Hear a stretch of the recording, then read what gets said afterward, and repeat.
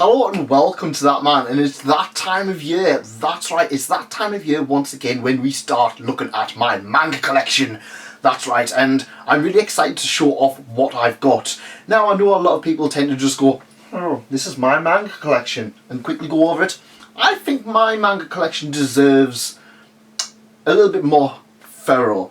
So join me over, well, it'll be some time as we look at my manga collection. Now, this is manga, not light novels, and it's also not including my digital stuff. This is all physical stuff. So let's get going.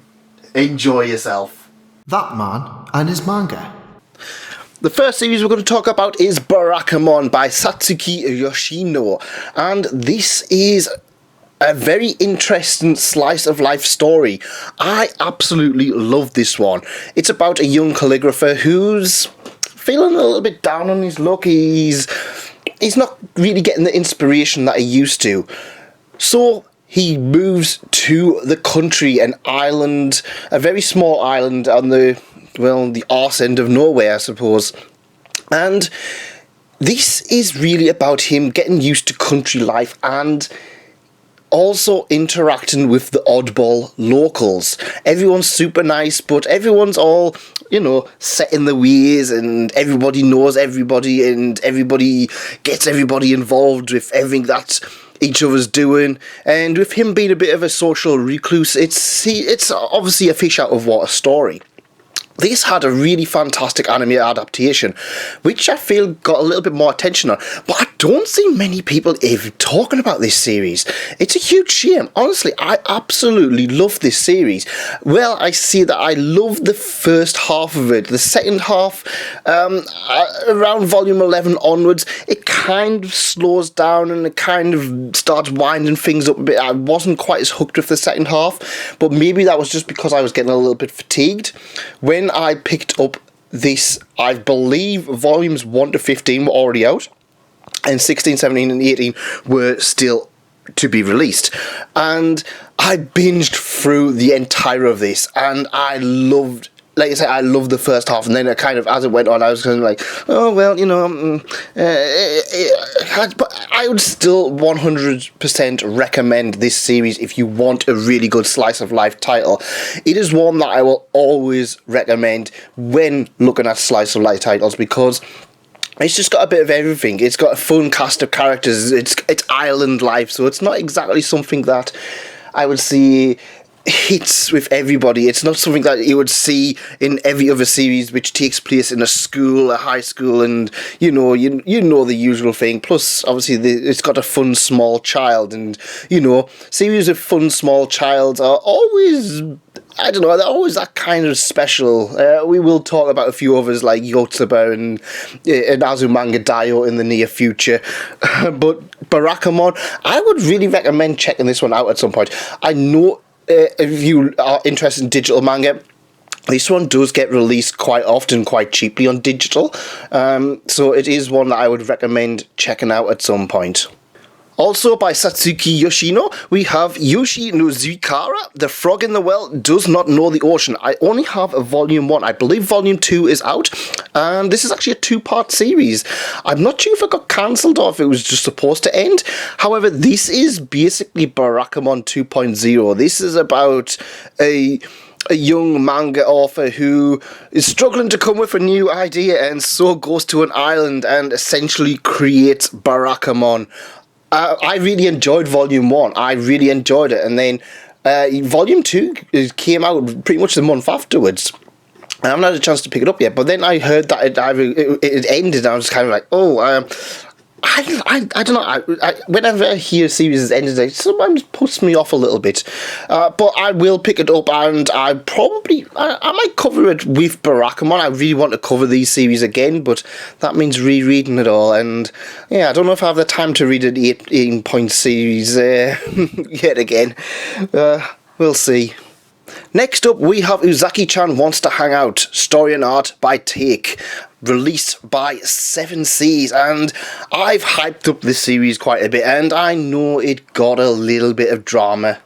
I say a little bit early on in the year, but I was actually quite early on with this series, and I really like it. I mean, yeah, it's it's a series about a girl with big boobs who wants to hang out, but you know what, there's a lot of heart in this series, and there is a lot of really fun moments in here that personally I don't really see outside of this series.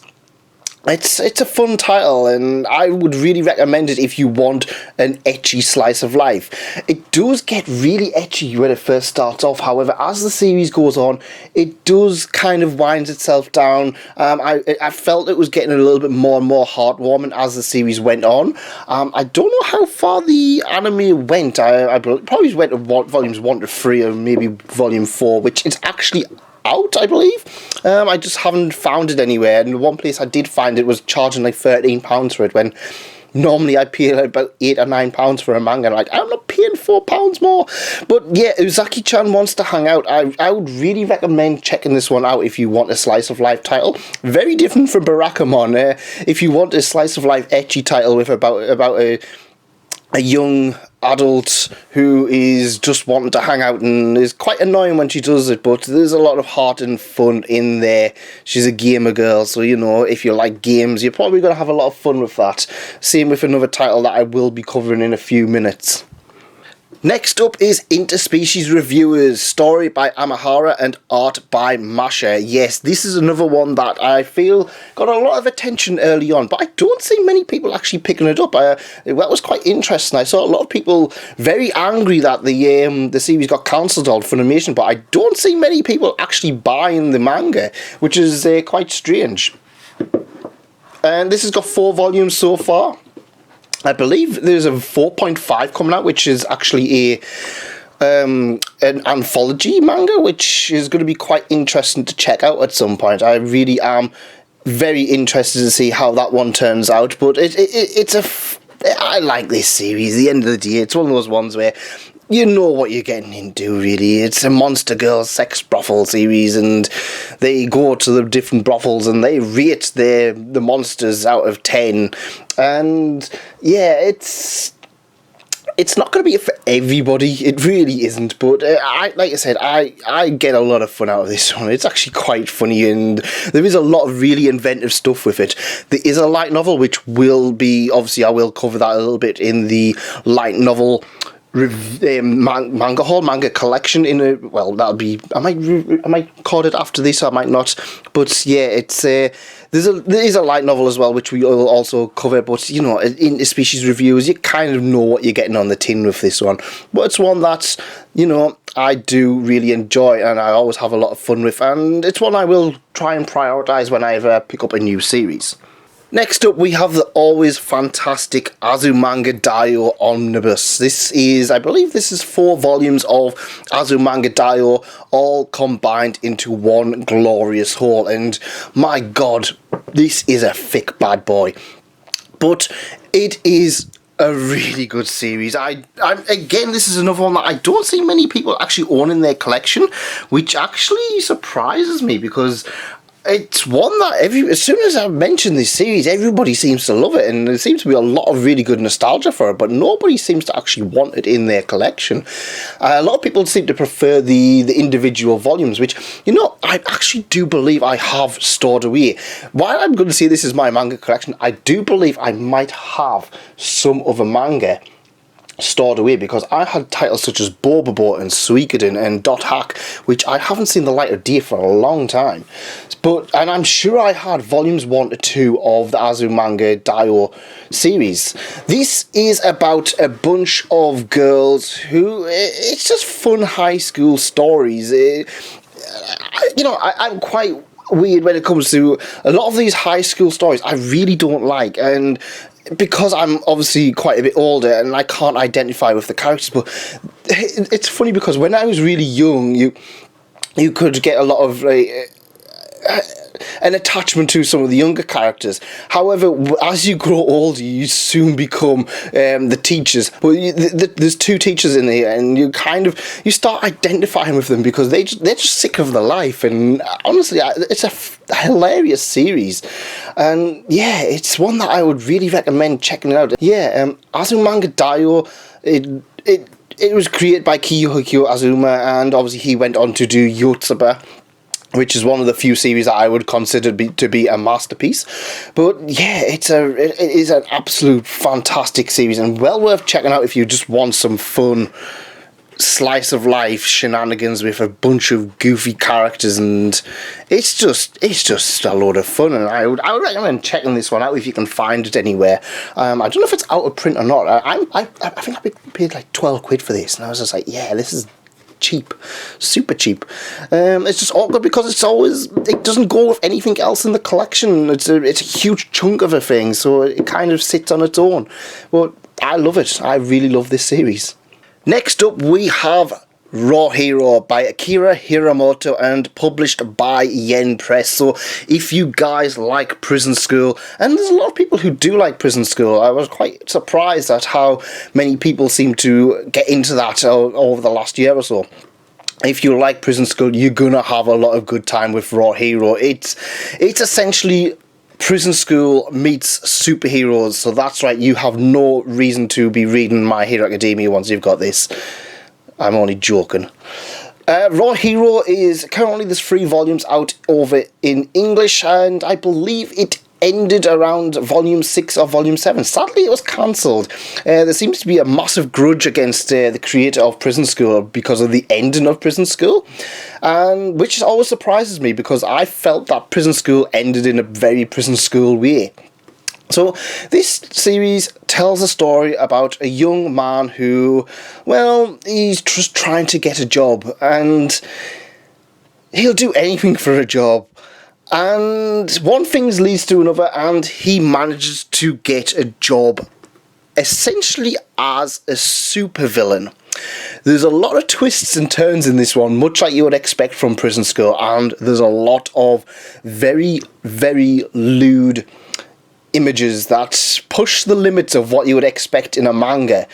But it works. It really does. And this is a series that I just love reading. Much like Prison School, you read a volume and you are just laughing because there's so many good moments in this, and I feel like if this had a little bit more of a chance to flourish, I feel like this would have been another classic, much like Prison School.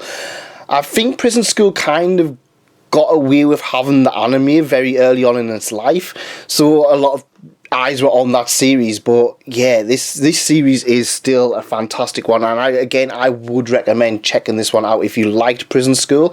I believe it got cancelled, but at the moment there's enough content in here that makes it worthwhile checking it out. Another series that I've recently fallen in love with is New Game! I just recently watched the anime, and after watching it I was just like, you know what, I've been putting this one off for too long. I'm going to start collecting it. And I picked up volume 1, and I read it rather quickly and really enjoyed it. And then I picked up volumes 2, 3, 4, 5 and 6 pretty much straight away afterwards. I recently just picked up 5 and 6. They just literally just turned up, I believe it was yesterday. And honestly, I love this series. I really enjoy it. It is a cute girls doing cute things. However, this is cute girls working. And I always seem to have an appreciation for these series where they do work. This is about a young girl who is a graphic designer in a game studio. She's new on the job and she's just trying to learn the ropes. However, the rest of the people in there, they're a bit of oddballs, as you would expect from a manga, because hey, it would be boring if they were just all just sitting there just doing the job, you know.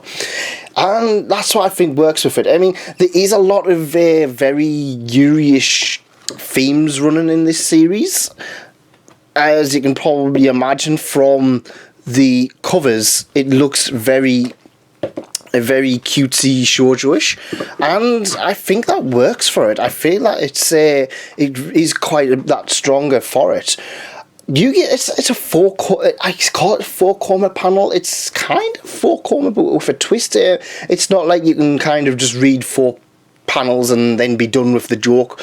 It's obviously a long-winded story, but yeah, I'm really enjoying it. There's a lot of really fun characters in here, and I'm really excited to read more of it. I believe there's about 10 volumes, so I think I might treat myself with some Christmas money and just finish buying all of this one this month, along with the title that I'm going to read to you next.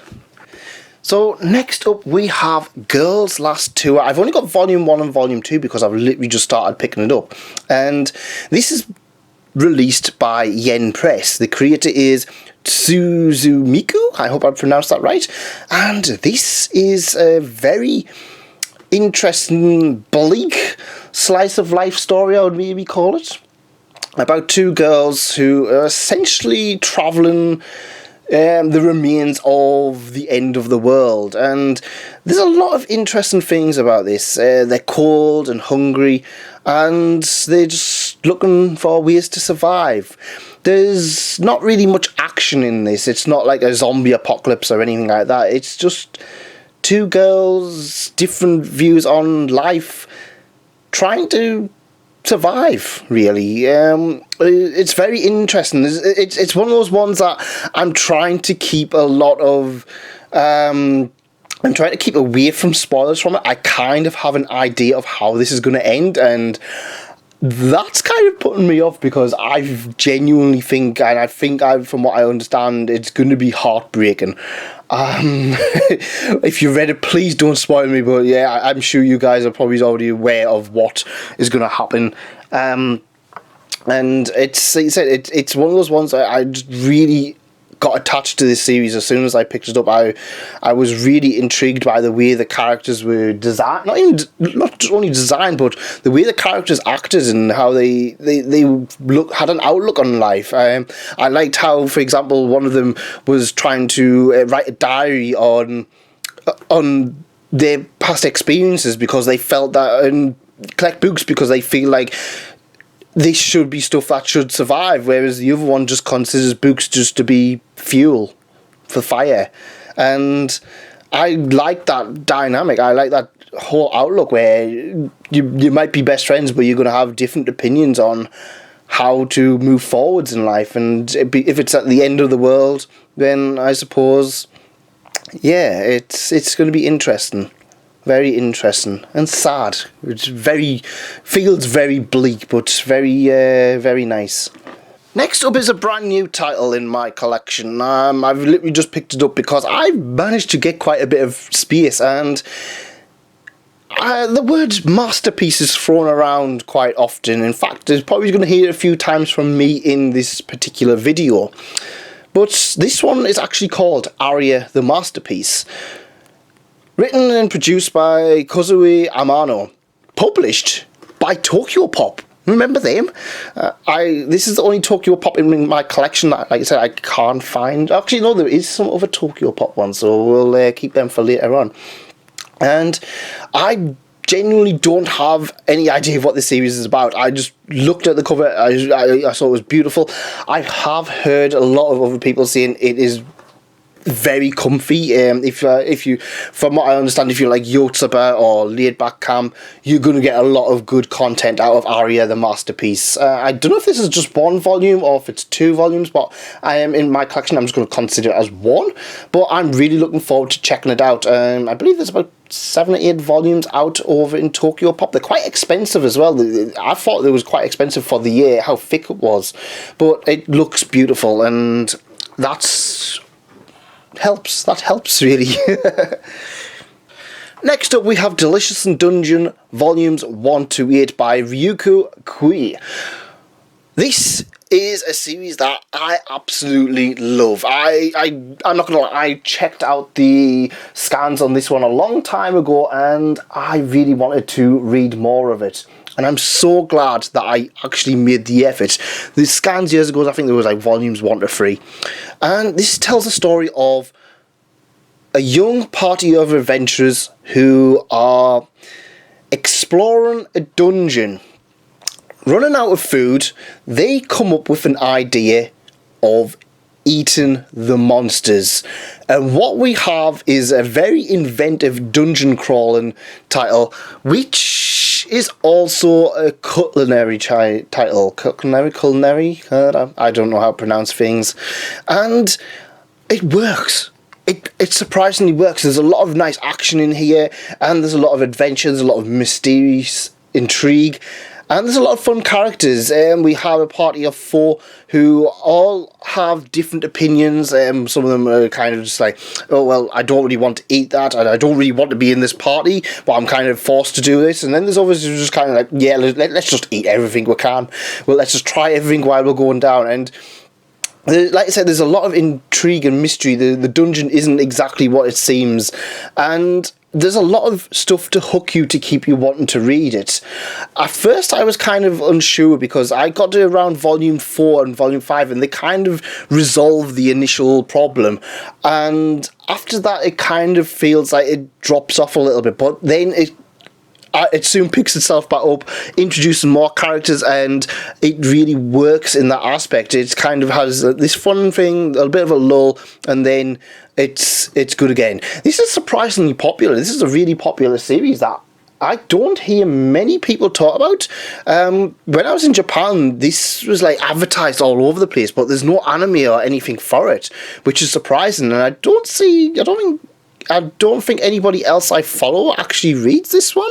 So if you are wanting something new, I would really recommend this one. And it might be a little bit of an underrated title despite being huge in Japan. But hey, what else is new? I feel like a lot of popular stuff in Japan never seems to hit over in the West quite as much. But yeah, Delicious in Dungeon is one that I really would recommend checking out. There's a lot of stuff going for it, and the characters are all fun and interesting. And yeah, I go check it out.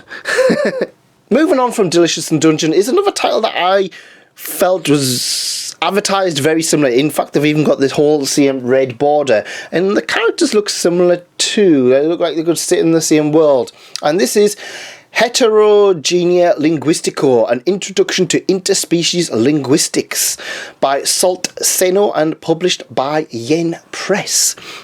So this is an interesting title because it's all about the art of communication. It's about a young man who has to follow in his, well, the professor's footsteps, I would maybe say, and he's just trying to get himself, learn everything, try to learn as much as he can because he's wanting to follow the professor's footsteps. It's hard to explain, and I really was intrigued by this series. It was something that I kind of picked up, and when I read it, I was just like, this isn't like anything else I've really read. It's kind of like a documentary style. He goes to the werewolves, and he goes to like the lizard men, and they all communicate differently, and he's trying to figure out all of these different things. And I don't know why, when I kind of picked it up, I felt it was going to be more of a Monster Girl series, but it wasn't. It was just literally like a wolf who's sitting there talking to a wolf, except there's a little cute child, and she's also part werewolf. Yeah. Think how that worked. Father was an adult, human. Mother was a werewolf. Yes. So yeah, there's a lot of weird stuff in here, but it's one that I don't know. I really enjoyed it. I really enjoyed this title, and yet I can't explain it to you guys. It's one that I feel like a lot of people need to check out themselves. I'm going to try and reread it for when Volume 2 comes out and do a video on it, because it's one that I really want more people to check out for being just unique and actually good. And yeah, it's good. Check it out. Next up is a series that I felt got stupidly hyped up, and I feel like part of the reason this got hyped up was because it went out of print. So this is Planetes, and I have mixed feelings on this one. It's garbage men in space, and it looks absolutely fantastic. My biggest issue is that I felt that it just jumped all over the place, and some of the characters, say for example, it starts off as a character as a kid, and then next chapter he's like an adult, and I don't know. The series just never felt consistent for me. I was kind of reading, and I was like, okay, this is fine, but this isn't like the holy grail of manga that I was expecting. I don't know. I don't know why I just didn't gel with this series as much as I wanted to, but it's one that I don't really want to get rid of either. I remember enjoying it, but I can't really remember why I enjoyed it. it's weird. And this, to be honest, this was actually, because I'm sure a lot of you guys are kind of aware that I personally just kind of go off whatever my gut feeling says with a manga. I do look at what other people pick up and read. However, I do start to take them with a grain of salt, because there's been a few titles that I've picked up that people have hyped up, and I've read it and I've just been like, okay, this isn't anything special. But I'm sure there's a lot of titles that I'd probably just hype up and people pick up and just be like, yeah, there's nothing special about this, I don't know what he's on about. That's called different tastes. But yeah, Planetes, it's a weird one. I kind of wish, it went out of print, then it kind of came back in print, so I got it when it was back in print. But I bought it because it was one that I'd heard a lot of hype about and I wanted to read it. The anime is getting a release on Blu-ray soon, so I am going to pick up the anime, and because I heard the anime expands on a lot of the stuff in the manga, and that if the anime can patch up a lot of the stuff that I didn't like with the manga, I'm looking forward to checking that out. Next up is volumes 1 and 4. There's a reason why I've got volume 1 and 4 and not the entire thing. It's because volume 4 was super cheap, and I haven't went and bought volumes 2 and 3 yet. And this is the elder sister like one, you know. She's Hina from Hololive, basically. And this is about a young boy who he's had a bit of a bum deal in life. He's been abandoned, his parents have died, he's been passed from pillar to post, and all he wants is for somebody to care for him. He gets the option to he makes a deal with the devil, I suppose, or with the elders, and he's just like, okay, I want you as my sister, kind of like Konosuba. He's just like, I'm going to take you with us. No. But yeah, it's a good series. I really enjoyed volume 1. I haven't checked out, like I said, it's still sealed, so you're kind of getting an idea of what's going on here. Yu-Gi-Oh cards and all that. But I'm going to try and pick up volume 2 and 3 very soon, because I really did enjoy this when I read it. It's quite thin, and you can get through it very quickly as well. So I can't believe I've just went from to say I don't really like Planetes to hyping up the elder sister like one. You know, tastes and all that. You guys have probably clicked off in rage by now. Next up is Please Tell Me Galko-chan, which is a series about a bunch of girls who, well, they have conversations that are slightly erotic. It's weird. It's one of those series that I really like, but I can't really explain why I like it. It's one that, like I said, I just find it a fun series. I find it quite interesting. Usually it's about one of the girls will ask the others a question, and they'll all give different opinions, and then it'll all be kind of like slightly rude, like, what size are your nipples, or how big are your bum, and do you have armpit hair and nose hair and all, yeah, you know, kind of weird stuff. But it's quite interesting. I don't know, there's something about the art style that I really love about this one, which I kind of wish was adapted more into the anime. The anime was very good. But this is one that loads of people love. A lot of people really like this series, but nobody seems to actually give a solid reason as to why they really like it. It's just one that everyone's just like, yeah, I read it, it's good. That's kind of it. But yeah, I love this series. I need to read volume 5. I've had volume 5 for a few years, and I read volumes 1 to 3, and then by then I kind of start getting a little bit fatigued, and I need to go back and read volume 5 sometime, because yeah, it's the only one I haven't read, even though I've owned it for about 4 years now. Yeah, this is also a weird one, because I think 7C started discontinuing, and a lot of it went out of print, but it's still ongoing. It's just coming out once in a blue moon. So yeah, actually I need to check out, see when volume 6 is coming out, if it's coming out. It might be like Cells of Work, where volume 5 and then volume 6 got announced and then hasn't turned up. But they're making a season 2 with like 7 chapters worth of content. Yeah. Next up is Pluto, the series that I can proudly say I've read volume 1. It was a long-running joke that I kind of had these volumes, but I just never read them. This is by Naoki Urasawa and combined with Osamu Tezuka. This is essentially one of the stories of Astro Boy, re-envisioned and added on. Interestingly enough, a lot of people hyped this series up about a year or two ago, but now I don't see many people talking about it. I don't know if it's all out of print or what, but like I said, I picked up volumes 1 and 2, and I like I said, I read volume 1 when I first picked it up, and I really liked it, which is why I picked volume 2. But then, I don't know why, I just never read volume 2. Maybe it was because I just never felt that I could pick up all of them. Whenever I go to the shops, they only seem to have like volume 6 and 7 or something like that. They never seem to have like volume 3 onwards. So I don't know. Maybe if I give it a reread, I'll probably want to read more. But at the moment, it's just another one that's kind of in my collection. I can't really comment much on it, unfortunately. Next up is Gangster Volume 1 and 2 by Kosuke. And this is another one that a lot of people really hyped up years ago, and I believe still is ongoing. I believe that they will get like one chapter every like 500 years or something like that, but this one is really, and I really like this. I really like this series, but nobody seems to collect this one, which is quite surprising considering what it is. I mean, I know I'm not the person who tends to buy these kind of like these seinen, dark scene and stuff like that, like Berserk and stuff, and Vinland Saga, but this one is pretty much about mercenaries for hire in gangster world, and it's really good. It's very, very good, but I just don't hear anybody talking about this one, which is surprising.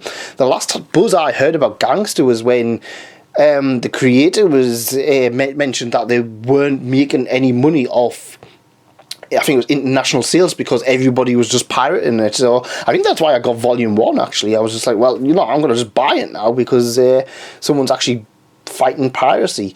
But yeah, nobody seems to be interested in this one, which is a shame because it is absolutely fantastic. I do want to pick up the rest of it. But again, it's much like Berserk. I don't want to buy too many because I genuinely don't believe it's going to end. So if it doesn't end, I don't really want to buy too many. Also, I get it on 3 for 2, so it tends to be the one where if I've bought 2 other series, I'll get this one for free because, hey, that's how it works.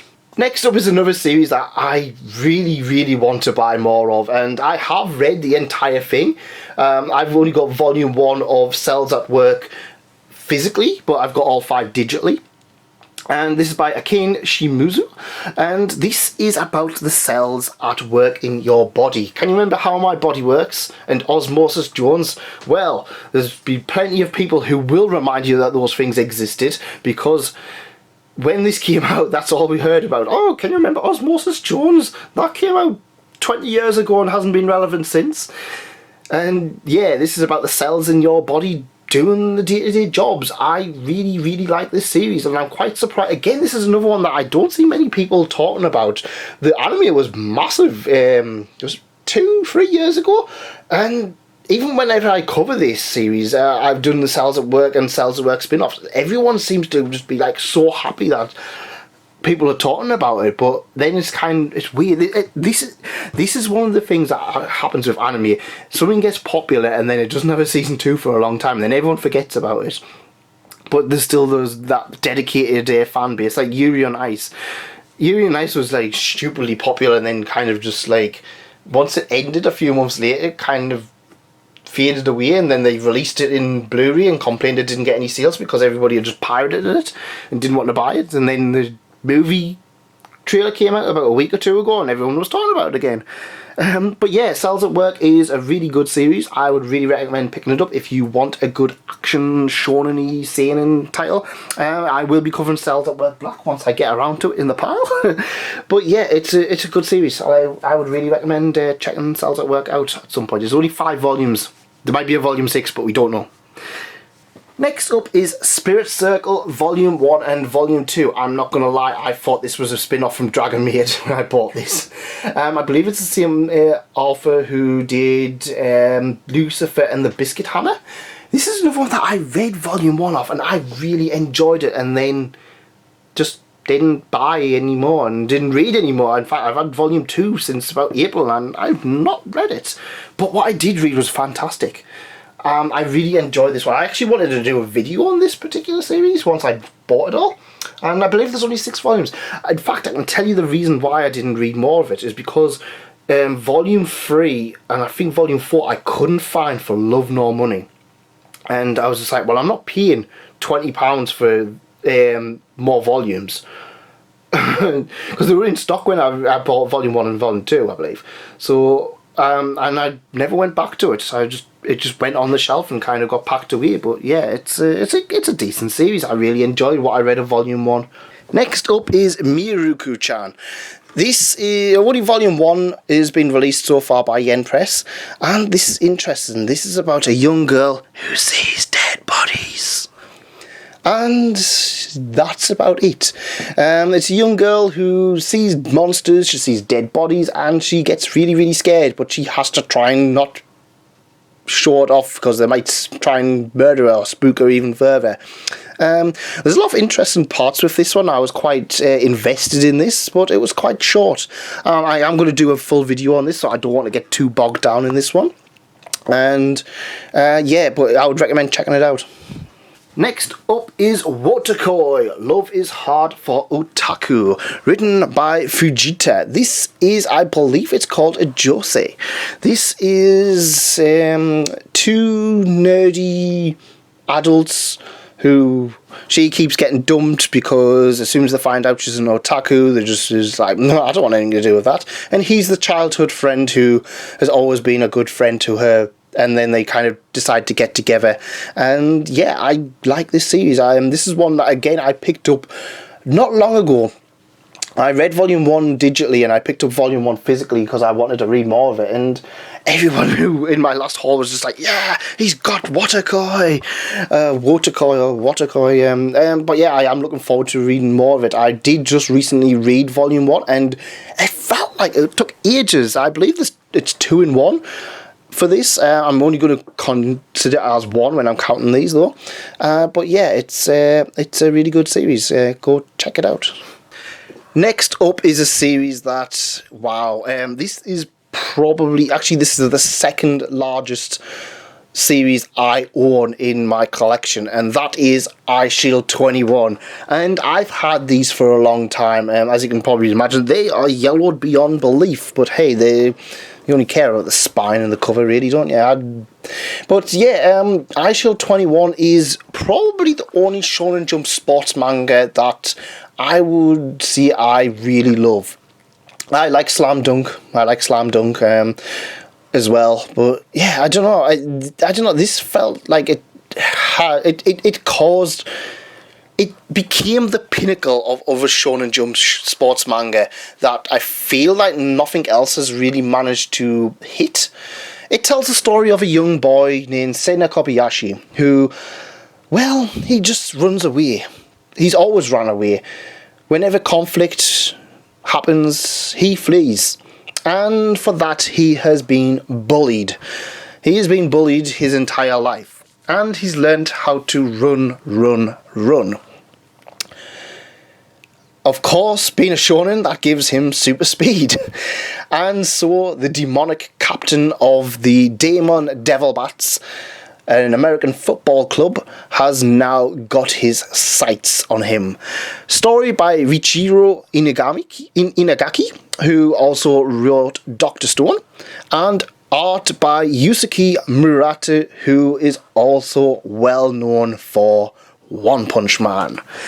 Eyeshield 21, like I said, I feel this has everything you want in a sports story. In fact, Sena Kobayashi is what I kind of wished we saw with Deku, in that he had something in him and then made it better, which is probably going to be a plot twist in My Hero Academia, that Deku already had a quirk. But yeah, I don't know, just there's everything about this. He dons this helmet and becomes Eyeshield 21, this mysterious quarterback running back from Notre Dame. So Hiruma, the quarterback, lets us know. And honestly, the cast is absolutely fantastic in this. A lot of sports series I kind of just see is just kind of just like, oh, well, it's this guy and this guy and this guy. But they've got some little quirks.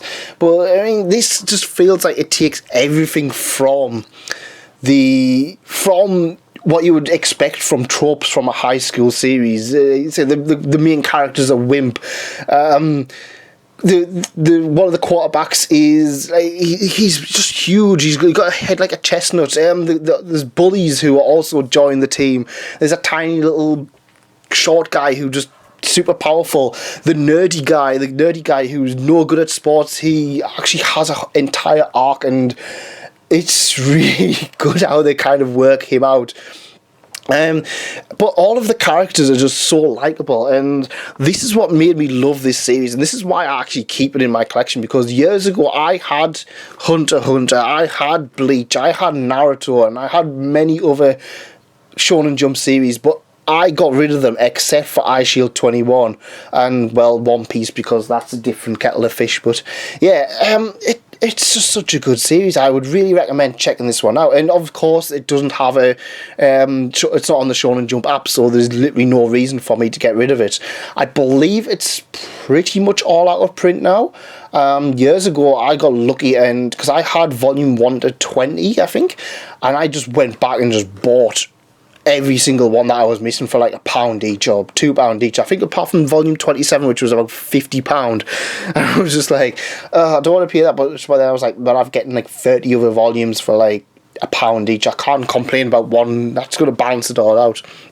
But yeah, I would really recommend Eyeshield 21 if you want a good sports manga. Honestly, like I said, for me, it is the pinnacle. And there will be a lot of nostalgia in that as well. I read this later years ago when I was going through for some tough times and got me through college. So yeah, it's worth checking out. And if I haven't hyped it up enough, maybe I'll do another video on it and hype it some more. I did actually want to do I was doing a reread, and I was doing like each volume as a thing, but then I was just like, yeah, that's not working. It's quite slow, much like Dr. Stone. Actually, it's very slow the first few volumes, and then like once it picks up, it picks up. So yeah, I don't know if that might just be Riichiro Inagiki's style, kind of have a little slow burner, look like it might get cancelled and just shoot off and be absolutely fantastic. But yeah, we will talk about Dr. Stone soon and annoy the people who hate that series. Next up, we have something that I hope people don't object to too much, and that is Ace Attorney Phoenix Wright, or Phoenix Wright Ace Attorney. This is volumes 1 to 5 by Kodansha, and you know what? I don't remember much of this. I believe that this is like extra cases and a spin-off. Like I said, I don't remember much of it. I bought this years ago because I was really, really into Phoenix Wright, and I picked up volumes 1 to 5. And then I read them, but I don't remember much about them. I think, yeah, now that I'm looking at this, because I couldn't remember, I do have one which I believe is an adaptation of the games, but this is just like little spin-off stories, and I quite liked it, but it never really kind of got to the same feeling as the game did. But it's a fun little oddity that I've got in my collection, which I might have to look into again and check it out, because you know what, it probably is worth some time checking out. Nice to meet you, Japari Park, blah blah blah blah blah. I don't remember the rest of the song. This is Kimono Friends. Welcome to Japari Park. Art by Fly and created by the Kimono Friends project. Also, we have Kimono Friends a la carte, created by Kimono Friends project, with edited by Shonen Ace editorial department. These are essentially short stories set in the Kimono Friends world, the little series that could, did, then season 2 pretty much did not, and killed the franchise forever. But I really love this series. I don't know what it is. It's just the whole, you know, it's cute girls doing cute things. I actually haven't read volume 3. That actually turned up a few days ago, and I actually forgot I'd actually ordered it. But it's just a lot of fun. Kimono Friends, you know, cute girls doing cute things because they're animals, and, you know, essentially becoming VTubers. There's just something charming about this series. I don't know what it is. It's just really, really nice, and it's one that I would always check out. I'm always happy to support it, because it didn't get that much love over here, I don't think, but it's one that a lot of people from a few years ago will swear on and say it was a good series, and it was. It's probably the best 3D CG anime out there, and proof that you don't have to have a big budget to tell a good story. The anime is amazing, quite frankly. It amazes me how that has a less of a budget than Berserk does, yet manages just to work, whereas Berserk in CG just didn't, weirdly enough. Next up, we have My Dress Up Darling by Shinichi Fukuda. This is only Volume 1 and Volume 2. I believe Volume 3 might be out this month. But this is quite a good one. I really was surprised about it. It's about a young man who loves making clothes for dolls. And he's never really felt that he fits in. However, a beautiful young girl manages to pull him away from that and manages to make it more fun. She convinces him to make a cosplay for her, a costume. And what we have is essentially a cosplay manga. That's right. I was really impressed by how good this series was. I wasn't expecting much from it, and it was quite a bit more ecchi than I expected as well, which is always something that, gets a little bit of an extra plus in my mind. But yeah, I was really impressed by this one, and it's good. It's really, really good. Next up is a series that I feel needs very little introduction, and that is Love Hina by Ken Akamatsu. Awarded Best Manga USA Release 2002 by Anime Expo. Wow. So yeah, this was one of the very first manga I remember buying. I think I got this, Battle Royale, Dot Hack and Suikoden, and maybe Yu-Gi-Oh! All within like a few weeks of each other, and this was the series that really got me into anime on a whole. I dabbled with anime beforehand, but this is like the anime itself is the one that I really got into, and it's not even it's one of those ones. I'd say it's got awards and stuff like that, but I mean, looking back, it probably isn't a great series. I'm actually wanting to reread it because I remember looking back, there's a lot of stuff that I would probably consider to be rather problematic now. But I just love this series. I really had a good time with it. So I'm really looking forward to rereading this at some point. It's like I said, this is a huge nostalgia thing for me. I mean, yeah, some people will be kind of getting annoyed by all of those different ones on the spine, but yeah, that's not a problem for me. But because years ago, because I carved the volume 1 digitally, and I was going to actually get rid of all of this, and then I don't know what it was. There was something about I just couldn't get rid of. I mean, there was something. I took this on holiday. I took this abroad one year before there was all of this digital stuff. This is probably like 2004, 2005. I remember taking like all of this in a suitcase just to read on holiday because I could. And I remember being in a drawer and just being like on holiday when I was in Greece or something, and I was just like, I read like one volume and I was just saying, yeah, I'm not reading any more of this today. But yeah, I really want to go back to it. It's one that I didn't forget about, but I kind of forgot about it, if you know what I mean. Yeah, I really want to go back to this one. Nostalgic. Next up is My Lesbian Experience with Loneliness, a series that handles, well, coming out and depression and, well, loneliness as well. This is a fantastic read. In fact, I read this digitally and I don't think I ever got around to actually rereading it. I probably should at some point.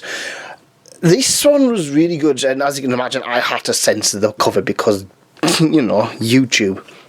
I believe there's some sequels to this, which I'm actually going to put this at the front of my list because I actually haven't checked out the sequels despite absolutely loving the first volume, or well, this standalone volume. So I'm really looking forward to checking this out. There's not really much I want to say about it because it's been a long time since I read it, and I want to kind of leave this as much as I can before it gets demonetized. But yeah, this is a good one. Check this one out. Next up is Kaiju Girl Caramelized, Volumes 1 and 2 by Speaker Aoki. I really like this series. This is a young girl who, whenever she gets flustered and awkward, she turns into basically Godzilla, or Kaiju, otherwise known as, and destroys everything. And it's a cute, very cute, monster girl-ish story. that I keep forgetting that I own. Actually, to be honest, I like it, but it's one of those ones I feel like I might jump to digital for it, because I keep getting reminders about this digitally, but I never see Volume 3, and I think Volume 4 might be out now, physically. So I'm actually considering, because my friend wanted to get into this, and I was like, you know what, I might give them as a Christmas present or something. I like the series, but I don't know if I really need to collect it. I don't know. But yeah, it's a really good one. If you like cute romance stories about kaiju girls, you're going to have a lot of fun with that. Next up, we have Himutu Umaru-Chan. This is volume 1 to 11. And I believe there's only one left. Oh, sad times.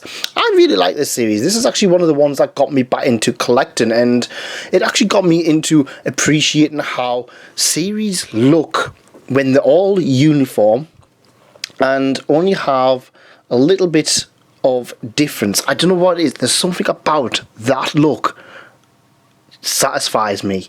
There's other series that I've got where I've got multiple different ones and I just don't like the look of them. They're just like, they look too different, but that is just so satisfying on my shelf, honestly. And the series is good. I really enjoy it. Again, it's another one that everybody loved Umaru everybody knew about Umaru a few years ago, and then as years gone by, it kind of fell into, not even neglect, it kind of just got forgotten about. I joked on, I think at MCM last year, I was just like, normally you see you always see one Umaru, and I was into talking to one person, I was just like, wow, you're like the only Umaru this year, at least what I've seen. And it was like, yeah, you're normally there's like 24 of them running around, because it's a cheap cosplay.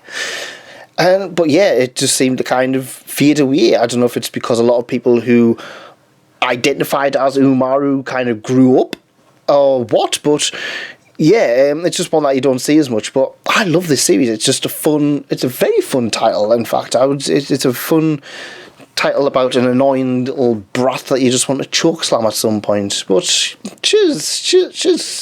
a good girl when it comes down to it. Sometimes, when she wants to be. Next up is I Am a Hero by Kengo Hanazawa. This is Omnibus 1, and honestly this is the only one I picked up. Dark Horse are weird because I like some of their titles, but their lack of a digital offering really puts me off purchasing anything more than Volume 1.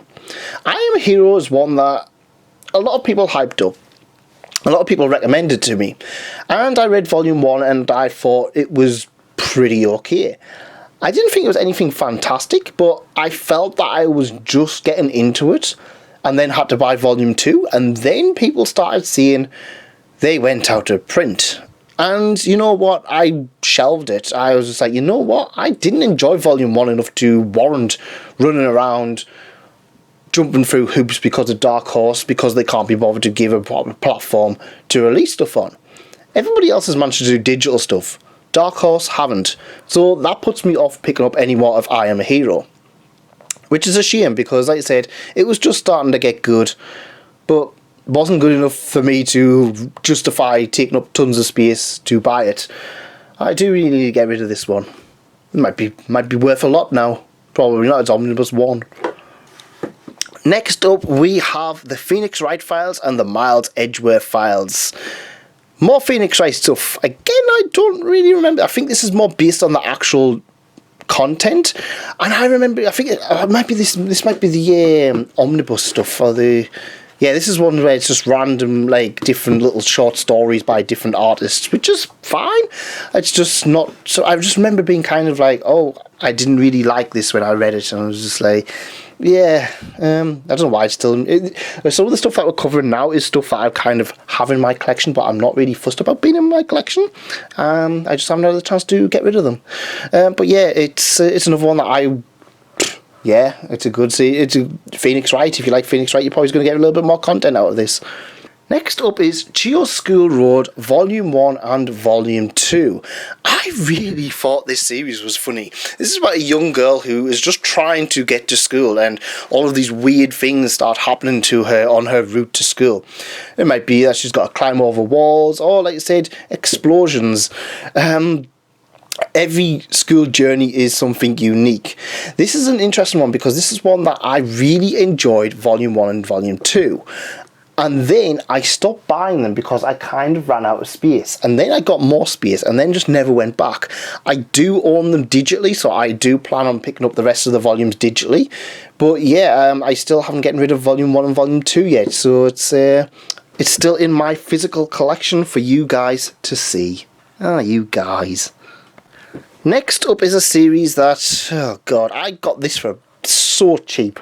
And I still regret paying money for it. How to Build a Dungeon, Book of the Demon King. This is about a guy who hates humans and then summons a demon girl and builds a dungeon and traps people and then just basically rapes them. Yeah, I don't really want to relive much of this, and yeah, I don't really want to talk about it. It is easily one of, if not the worst thing I've ever read, and I keep it as a reminder. It's up there with Creature Girls and Boruto. Next up is another series that I had a huge disappointment with. This is Ceno and Kagura, Skirt and Shadows. Now, what do you guys remember about Ceno and Kagura? Do you remember the ecchi? If you said yes, then this is not for you, because this is a really tame version of Ceno and Kagura. In fact, it's a really bland version of Ceno and Kagura. Turns out once you get rid of the violence and the ecchi, there's not much to Ceno and Kagura at all. It gives a little bit of an insight to some of the characters, but it's not anything that you wouldn't pick up outside of the games. It is a huge disappointment, and I feel like the covers are quite misleading. The artwork is not near this level of quality. Nowhere near. Which is a shame. I had high hopes for this one. Explosion! This is the manga version of Konosuba. I got this in a anime crate or mystery box or whatever you want to call them. I can't remember what they call them. And yeah, it is the manga adaptation of the light novel, which also had an anime. And my experiences with these are mixed. In fact, if you've got the anime and you can watch the anime, and you've got the light novel, there is literally no purpose to any of these manga adaptations. They're for people who just can't be bothered to read. I'm going to cover this one again sometime because I want to compare this with the light novel and the anime, because this is the only one I've got all three of. But yeah, I didn't think it was a very good adaptation. I think it covers like the first episode or half of the first light novel. It doesn't cover a huge amount. But it's Konosuba, so it's still decent enough. Hey guys, can you remember when Devilman Crybaby was a thing? Yes, I can too. So ever since I checked that out, I picked up Devilman G, or Devilman Grimoire. And yeah, there's a reason I only picked up Volume 1 and 2, because 7 Seas went and released Devilman itself, which I then picked up Volume 1 and didn't read. It's a good series. It's a good twist on the Devilman. It's more of a modern remake. One of the characters is like a magical girl, but it was alright. It was one of those ones where I kind of felt, because I had the original classic Devilman, I didn't really see much merit in continuing another remake of it. Also the fact that I picked up Volume 1 and Volume 2 and I couldn't find Volume 3 anywhere, so yeah, shame on that one. Next up is Ms. Koizumi Loves Ramen Noodles. This is another one. I got this stupidly cheap, and I was just like, you know what? It's a food series. I like me food series. I'll check it out. And it's about a cute girl who just likes eating ramen. That's about it. I don't think they ever released Volume 2 of this, you know. I really liked it. And like I said, it was cheap, so I picked it up. I don't think I ever remember seeing Volume 2. I might have to check it out. I remember doing a video on this, and this is one of the videos that I did and just never released because I just had nothing to say about it, apart from that I liked it. And yeah, it's good. If you like ramen, you might want to check it out. That's as much as I can really say it, to be honest. Mob. I like Mob Psycho 100. I think it's a little bit better than One Punch Man, to be honest. Dark Horse, though. Dark Horse, you know. Those people who just release series and then just put them out of print. Again, if they had a digital release of this, I would have continued picking it up. I don't really know why I stopped picking up. In fact, I think the reason was I picked up Volume 1, and much like Geoschool wrote, and another one that'll be coming up very soon, I just ran out of space, and I was just like, you know what? I can't find Volume 2 anywhere. And I think it's out of print, so I'm just not going to bother collecting anymore. But it's a great series. I really enjoy it. It's one of those ones I really didn't like when I first watched it. I thought Mob Psycho was so boring the first time I watched it, but as I've subsequently watched it and enjoyed it, I really can't say I was wrong on that aspect. It's a really good series. Really good indeed. So there's a series in my light novel collection which people keep asking me about, and it's one that's quite missing. It's Sword Art Online. Gun-Gale Online Volume 1. This is another one that was included in an anime box or whatever. And yeah, it's a better version of Sword Art Online, I suppose. Can't really compare it because I already watched the first season of Sword Art Online and gave up halfway. And much like everybody else, I was just like, yeah, this is rubbish. But yeah, Gun-Gale Online, it's a spin-off, it's a shooting spin-off. Yeah, it's fine, I suppose.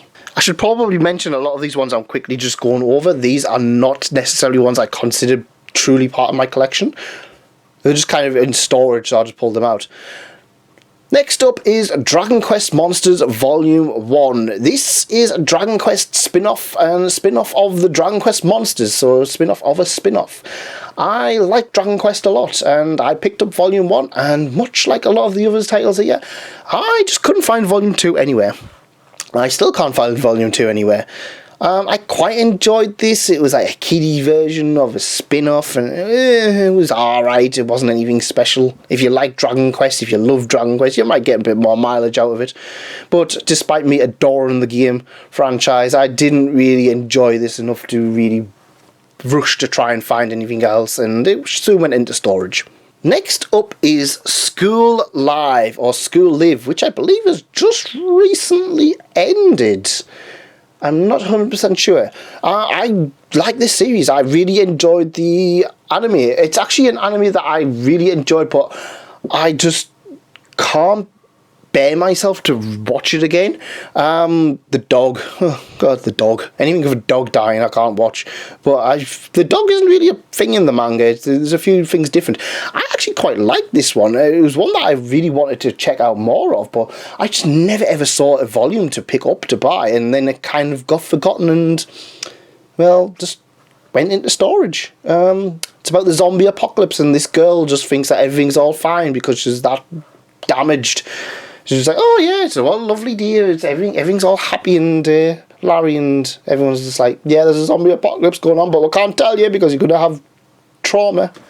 Next up is Soul Eater Volume 1, another one that I got in a mystery box, and years ago I really liked Soul Eater.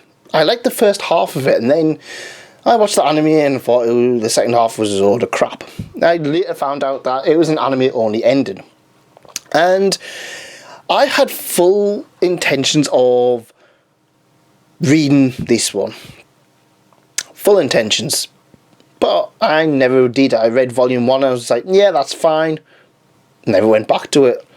I know it's getting like some really nice editions now, but I don't know. I don't know what about, you know what it is? It's one of those ones where it kind of feels like it exists more in nostalgia for me. I just liked it, but I don't know what it is. I just don't fancy reading it or reading more of it.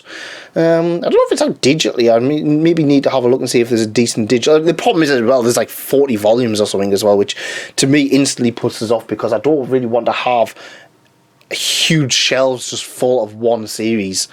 But yeah, it's probably fine. I just haven't really had the chance to read it. Next up is Teasing Master Takagi-san. I used to think it was called Teasing Master Takagi-san, but it's actually Teasing Master Takagi-san. This is about a young boy and a young girl where he's easily teased and she likes to tease him, but it's all cute and slice of lifey, and I like this series. I like this a lot. In fact, this is one that's actually going to go into my, because this has been in storage for a while, I'm going to put it back into my normal collection and pick up some more of these because I really remember enjoying this series. But again, it was another one that I just kind of stopped buying. And now I'm kind of like, well, you know, I've put stuff like Planet Airs and stuff like that into storage, so maybe I'll keep this one out and check out a few more volumes. Maybe. Hey, we're going to continue this. Originally, this was going to be a multiple part episode.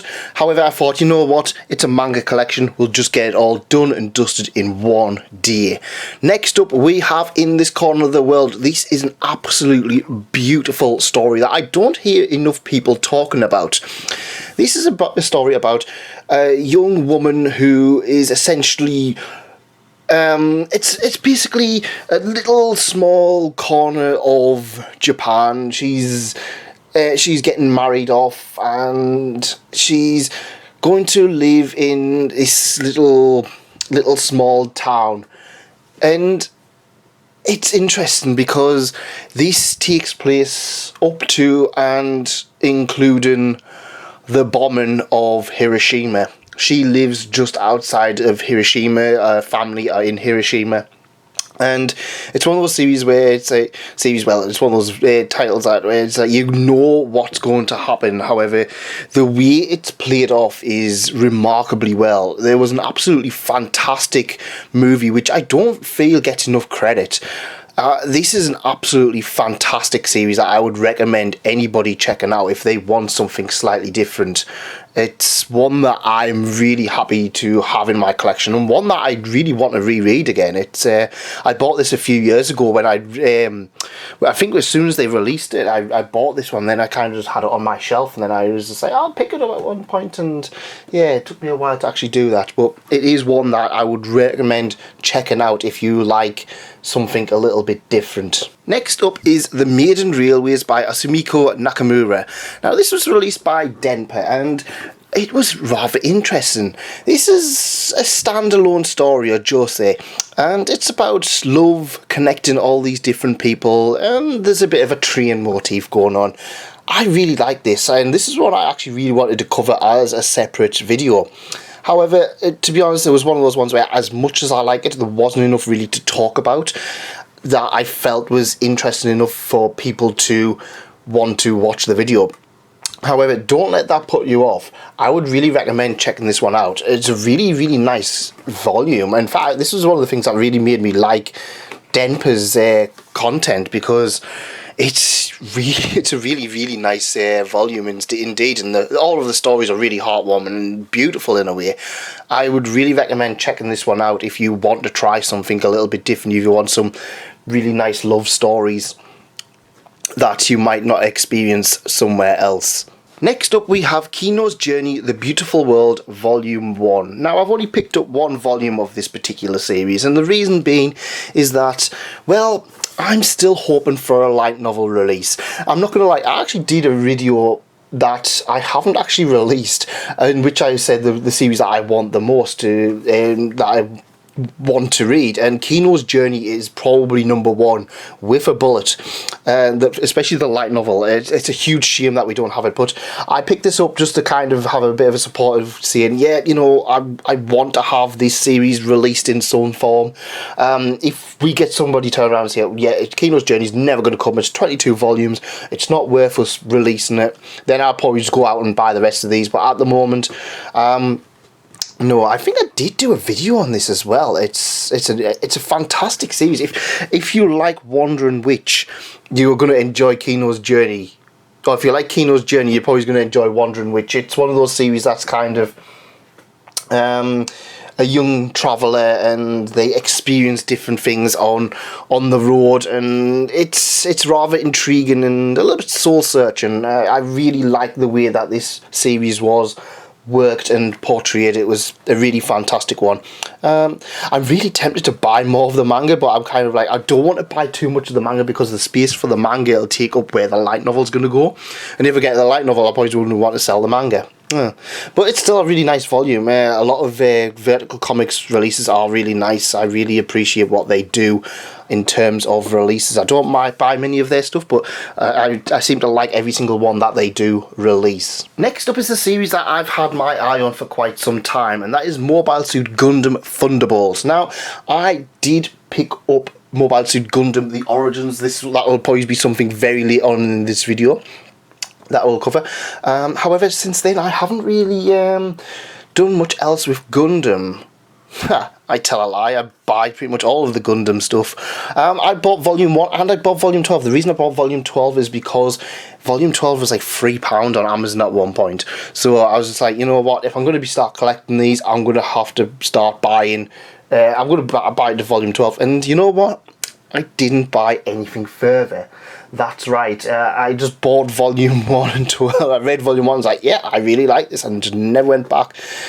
Once the store's back open, we tend to have 3 for 2 on a lot of Viz and a lot of signature releases, so I'm going to pick up a few more of this one. It's going to be one I'm going to try and collect in the background without really making much of a fuss, and once I've read enough, I'll probably do a big, massive video on it. It's Gundam. What else can you expect from me to talk about? It's Gundam, giant robots fighting each other. This one with jazz. Especially the anime, Jazz Gundam Thunderbolt. Next up is a series that, this is one of the early ones that I started collecting when I started buying manga again, and this is Yuna and the Haunted Hot Springs.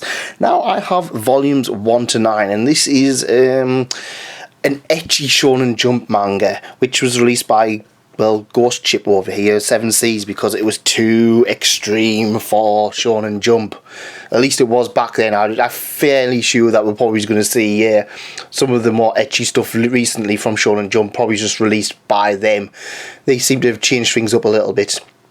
So Yuna and the Haunted Hot Springs is an interesting one in that it's about a young man who gets possessed by all of these different ghosts, and he's got to exorcise a ghost, and then that turns out to be Yuna, a ghost of, well, the Haunted Hot Springs, an inn that's an inn with a hot springs, famous for its hot springs. But yeah, it's one of those ones. It's ecchi, it's lewd. I like this series, but I did stop buying it for the reason that Amazon stopped putting it on their releases. So I couldn't buy from Amazon. Wordry hasn't getting any stock in for some time. And I think Book Depository stopped listing this one as well. So I'm kind of feeling that I'm pretty forced to get this one digitally.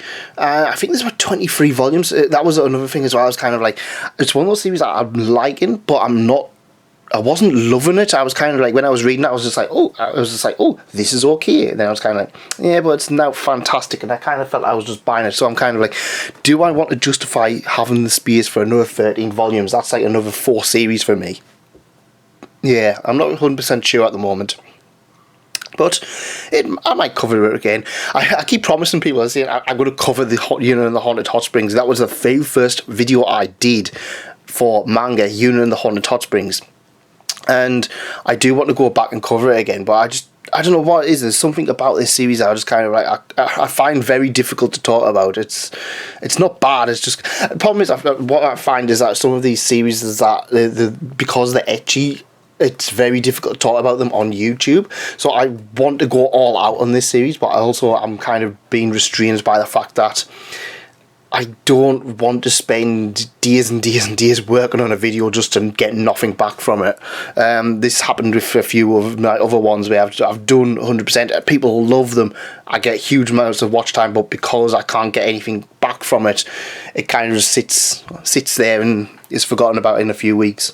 Still a great series, not fantastic, but it's good enough if you want a cheap ecchi series. Speaking of which, we're going to have plenty more of them because we're pretty much getting into ecchi territory right now. Next up is Divine Raiment Magical Girl Howlin' Moon. This is by the artist who did High School of the Dead, a series that will be covered later on in this video because, yeah, I can't even remember where that is. I will need to get into it.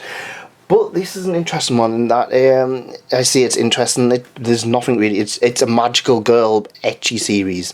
That's about it. I really like the artwork from this. I really like the artwork in general by Shoji Sato. But it's one of those ones where it's just kind of, I read volume 1, I was like, you know what, this is okay, and then I just never went back. I think volume 2 is out. I think I have seen volume 2. I don't know if it's been cancelled or anything. I don't know what it was. It's one of those series that I bought and I liked, and then I just kind of forgot all about it. I think the reason being is that I had a load of issue getting it. I think I think I ordered it, and I think it arrived like 4 months after I'd ordered it, and I kind of forgot about it, and I was like, I read it, and I was just like, oh, this is good. Where's the next volume? Oh, there's no next volume currently. Oh, well, we'll go back to it some other time, and I never did. Maybe I'll look into that one. I think I'll put that one, because I did enjoy some of this. I did enjoy it quite a bit, so it's one that I probably need to go back to at some point and check out a little bit further. Next up is easily one of, if not the best thing to come out of the Shonen Jump app for the last year. Spy Family, or Spy X Family, whichever way you want to call it, is superb. And like I said, this is one of the very few Shonen Jump titles that I actively collect. It's interesting. This is one I feel like pretty much everybody else has covered it. I was actually halfway through doing a video, and then this release, and like it was like everyone was covering it, so I was like, oh, I'm gonna hold back and maybe do something a little bit special with this one. Spy, assassin, psychic. That is basically the general premise between this. It's a spy. He needs a family for his one of his missions, and he chooses to get a young daughter who turns out to be a psychic, and she can read minds. In order to cover the entire story a little bit more, he gets a wife, and turns out that this young woman is looking for a husband to keep her cover up as well. So basically they have this interesting dysfunctional family, and it's absolutely fantastic. But it's not just action and spy stuff and all that. There's also a lot of really good stuff with Anya, who essentially is the Yotsuba of the series. I feel like as good as the series is with outside of her, I feel like she is the thing that makes this series so popular. They have done a lot of stuff like what you do with Yotsuba, where it's a cute, small girl overreacting, having all of these funny, meanie faces. But don't just take my word for it. I would recommend checking it out on the Shonen Jump app. Like I said, this is easily my favourite new release of this year. So I think I put it for last year as well. I think I was number one last year, but that was just the digital version. This is the physical version, so I can get away with doing it twice. Yeah, we might see towards the end of the year when I do a top 10 video or whatever how this one turns out. But I feel like if you want to check anything out, I would really recommend Spy Family. Like I said, it's my pick of Shonen Jump over the last year. Next up, we have Shigeru Mizuki's Kitaro, or Gegege no Kitaro, The Birth of Kitaro. Now, this is a classic series that I feel like a lot of people are going to recognise. I don't feel like many people were talking about this one quite as much as, say, when Devilman or the Yamato got released. It's one that I feel like new volumes seem to come out quite often of this one, but it doesn't really seem to get much attention, which is a bit of a shame. It's not the easiest thing to read. I would say it's quite difficult because it's a classic one, and I find classic manga you've got to be in the right mind frame to want to read it. If not, a lot of it just kind of goes in one ear and out the other, I would probably say. But this is a fantastic series. I would really recommend checking this one out at some point. Oh no, I've done it again. Peter Grill and the Philosopher's Time was... yeah. So, as you guys are probably aware, I am pretty big on the ecchi series. I'm more than happy to check out most ecchi series. This thing, it's not Creature Girls bad, it's not How to Build a Dungeon bad, but this series was just so mediocre. I think the best thing I liked about this series was the puns that they made for cum. Oh, that's me demonetized. Oh well. But yeah, it's one of those ones where I just kind of I was reading it and I was just like, yeah, this isn't particularly anything good. It's about a man who wins the strongest tournament arc. He's basically Goku. I can't even be bothered to keep that straight. He's basically Goku, and so all of the monster girls and everybody in the world wants to have sex with him, to have strong, powerful babies, and he's going to keep himself for his one true love. Except he doesn't. He just sleeps with the other girls, and then all of a sudden he's just like, oh no, I've done it again. I don't know. There was some things I liked about this. Like I said, the puns and stuff like that were fine. But genuinely just didn't enjoy my time with this series, and it was a shame because I actually picked this one up for Monster Girl month, and I was just like, when I did the video for it, which didn't get released, I was just like, I just ripped into this one. I might check out volume 2 to see if it gets any better, but I genuinely don't have much hope for it, and it's another one that I'm going to leave as is on my collection for now, just to kind of remind me, is like, oh yeah, don't just buy something, because this was quite memey. This was one of those ones where it kind of got lumped in with Uzaki-chan and Interspecies reviewers, and people was like, oh, it's the best thing ever, and I was like, I looked at it and I was like, yeah, this really wasn't. This is really was not a great series. Oh well. Next up is a series, again, another one that I don't hear many people talking about. It's High Score Girl by Rensuke Oshikiri. This has actually been brought to us by Square Enix Comics, much like the Dress Up Darling one. Interestingly enough, I watched the anime for this quite some time ago now. I can't remember if it was last year or maybe the year before.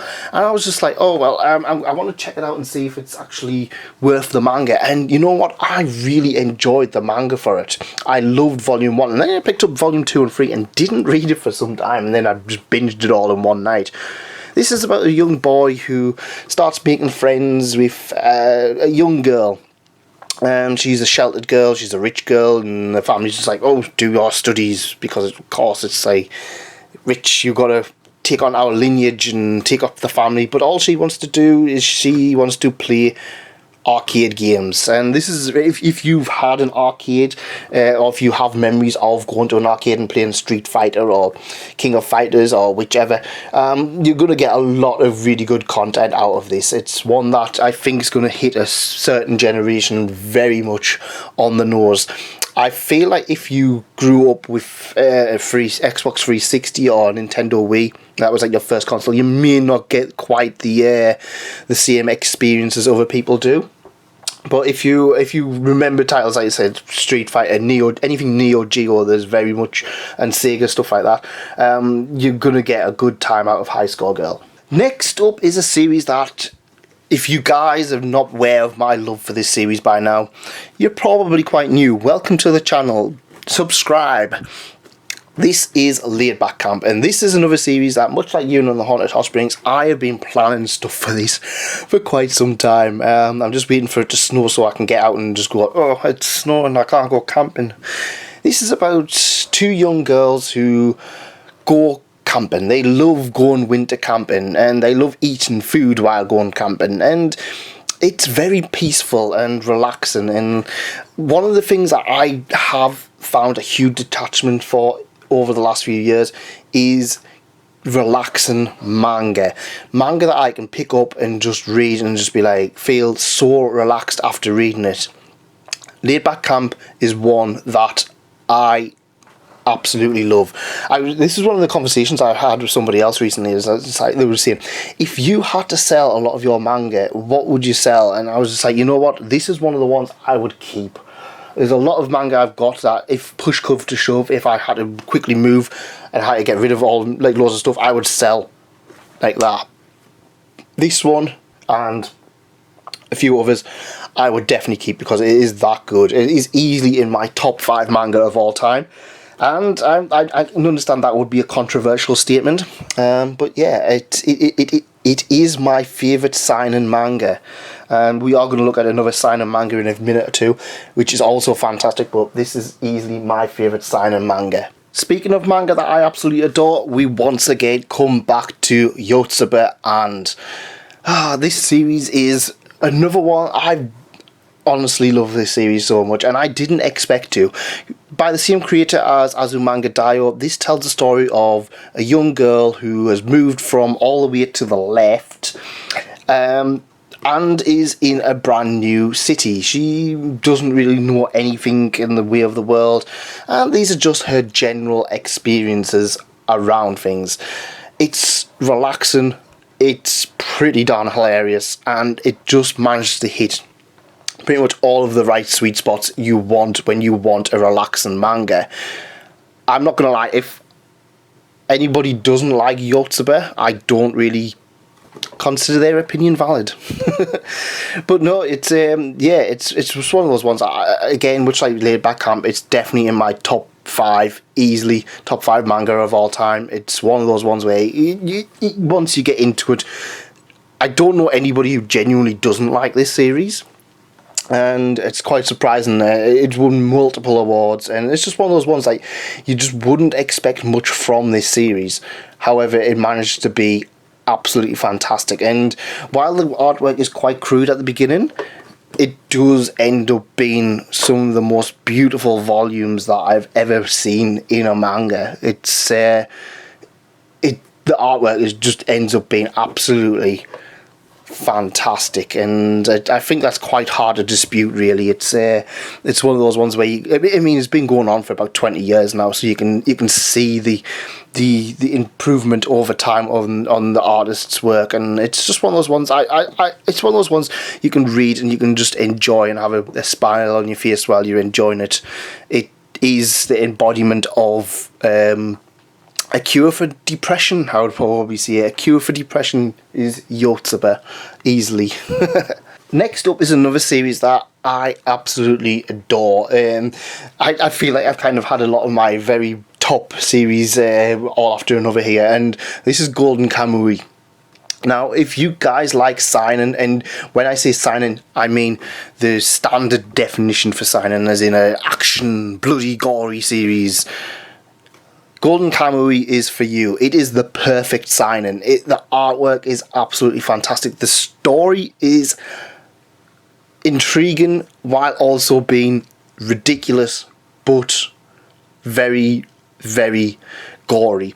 It tells a story set between just after the Russo-Japanese War, and Sugimoto, the immortal, and he's panning for gold, and then he hears this story about a map to treasure, Ainu treasure, and he starts on this quest to find this map with a young girl named a Sherpa, a young Ainu girl who is possibly the entire key to solving it all. The interesting part, however, is that the map is tattooed on a bunch of convicts. There's about, I can't remember how many, there's about 30 or so of these convicts, all of them with this tattoo. Once you get all of the tattoos, it's going to give you an idea of where the gold is.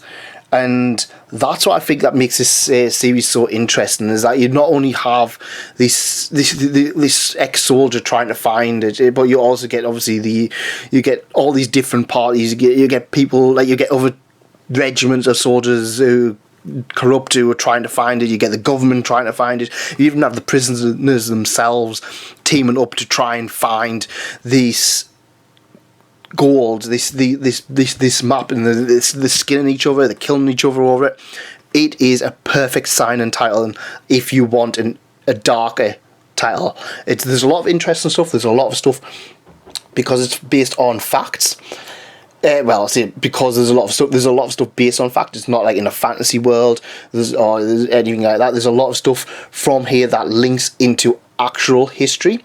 So most likely, if you're going to read it, you're probably going to learn all of these little bits about Ainu culture and previous Japanese culture. I mean, for example, one of the more recent characters we had was potentially Jack the Ripper. So yeah, that goes to show how good this series is. I cannot recommend this one enough. I would 100% recommend this one any day of the week. Next up is another series that I feel that I'm quite surprised that this one doesn't get as much love as it does.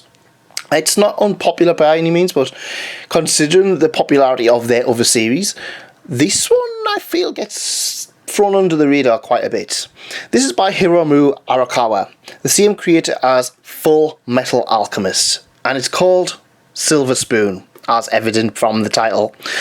This is a 14-part series about a young man who drops out of college. He's burnt out. He doesn't really know where to go with his life. He doesn't really want to follow in his father's footsteps of being a bureaucratic businessman. He then enrolls in an agricultural college thinking, oh, you know what, it'll be easy. The exams, they're a lot easier than the rest of it, and soon finds that he's put into a position where the exams only make up about 15% of the actual course. The rest is looking after animals. So he jumps out of one frying pan and into the fire, for example.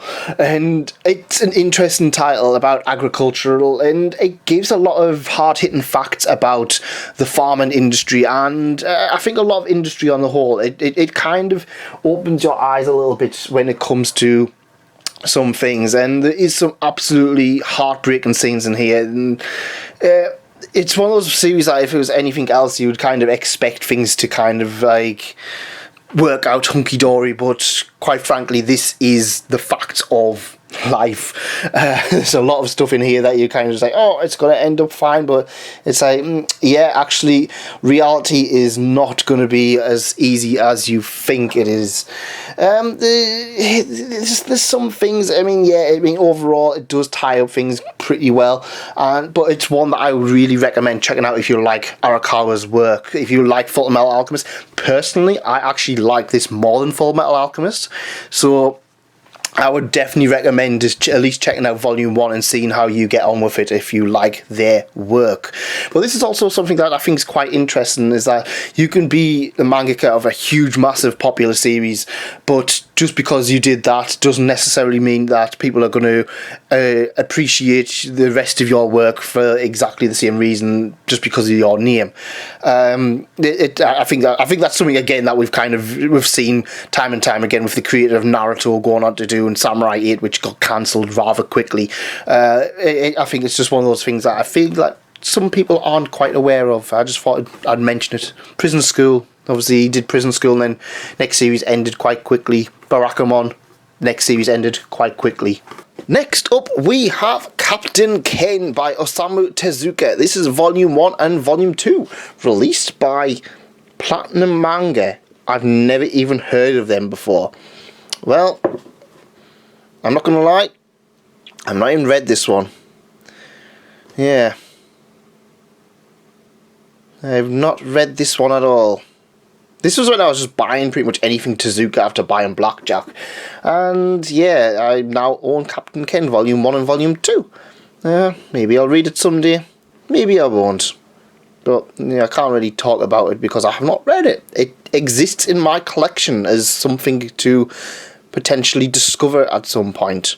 The next series is the Quintessential Quintuplets, a quintessential series that I've had so much fun with. I really have enjoyed my time with this series. It was one that I never really thought much of. Even when its anime was getting released, I was just kind of like, oh yeah, it looks alright, but it's probably nothing special. It's just going to be a traditional harem series. But no, this was certainly something special. A young man has to teach some identical quintuplets. Or at least they're supposed to be identical, except they all look different. It's one of those weird things where, obviously, visually as a manga, it's got to be so you can tell the difference. But to the characters, they all look the same, even though they've all got different hair colours.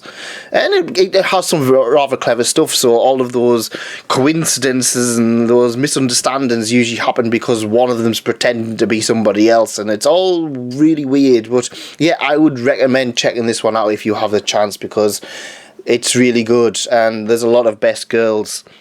A lot of best girls indeed. You can fight over yourselves which one you think is the best one. Don't declare war though. War is always bad. Next up is one of my favourite series that I own, and that is No Matter How I Look at It, It's You Guys' Fault I'm Not Popular by Nico Tanigawa. Now, this is probably the series that got me really into collecting manga. Again, much like Delicious in Dungeon, Next up is No Matter How I Look at It, It's You Guys' Fault I'm Not Popular by Nico Tanigawa. Now, this is the series that really got me back into collecting manga. This is another one, much like Delicious in Dungeon, where I'd read, I think, probably the first 8 or so volumes illegally, and then when I decided I wanted to start buying manga, I noticed how thin this series was. So each volume is pretty thin, but it's easy to get into. So then I went and I just bought all of them. I went and just bought as much as I could. And I think at that point we were on volume 8 or volume 9, so pretty much caught up to where I was in the scans, and then since then I've just read it officially. I think volume 17 is now out. It's processing apparently, so it's released, so I'm just waiting for it to actually drop, but I can't wait. This is about a young girl who believes that when she goes into high school, it's going to be her grand debut. She's going to have all of these different things changed to her. She's going to be super popular and everyone's going to love her. However, reality is not the same. She has no social skills whatsoever. She sits in the room all day and plays games. She's a bit of a pervert as well. She's a very interesting character, and this is basically her struggles because she genuinely doesn't believe it's anything that she's doing. It's the society and everything else around her that is causing her to feel. Out of the two, I actually like this compared to Komi Can't Communicate. Both are absolute fantastic series. I don't know, I felt that I enjoyed this one a little bit more. I felt that this was just more on the extreme wackiness, whereas Komi, I felt kind of settled into itself and it was just more of a heartwarming slice of life. Maybe that's just my personal taste. Both, like I said, both are absolutely fantastic, but they're both very similar, and I just kind of feel that this one has an edge. I love how I love when she starts getting friends, and it's all kind of like, yeah, I want to cover this one again because I think when I covered it, I think it was only like 10 volumes out, so I'm looking forward to looking at this one again in the near future because it's what I do like to reread. In fact, I think volume 3 or volume 4, one of the volumes has been reread that many times it kind of just falls apart, which is, yeah, it's a bit of a shame, but oh well. Next up, we have the almighty Monster Musume, Everyday Life with Monster Girls. And I just realised this is all upside down. Oh well, I'm sure we'll survive. But yeah, this is an interesting series. Again, much like, no matter how much I look at it, it's you guys' fault I'm not popular. This was one of the very early series that I started collecting, along with another one that I will probably look at towards the end because it's in a slightly different area of the room. But yeah, this is well, I'm not gonna go too in depth on this one. It's Monster Musume. You know exactly what it's all about. I did do a huge video on it not real long ago as well, though. So if you do like Monster Musume, I would recommend checking this one out because you will have a lot of good times. Rachnira, best girl. As well as Monster Musume, we also have Monster Musume I Heart Monster Girls. Now, this is a spin-off series, kind of. It's more of an anthology, which is all of these little short stories. However, it's interesting. We see a lot of movers and shakers in the Monster Girl world, including Shaco, who will go on to do Monster Infirmary. Who else is on there? Cool Yui's Ninja, who also went on to do Dragon Maid. And we also have Zeton, who went on to illustrate the Monster Girl Doctor series. These are all fun little things. A nice little complement to the actual series itself.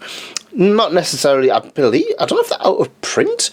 I don't see these very often. I see a lot of people actually owning Monster Musume, but not many actually own I Love Monster Girls. So yeah, I would recommend checking it out if you do adore Monster Girls like I do. Really would recommend it.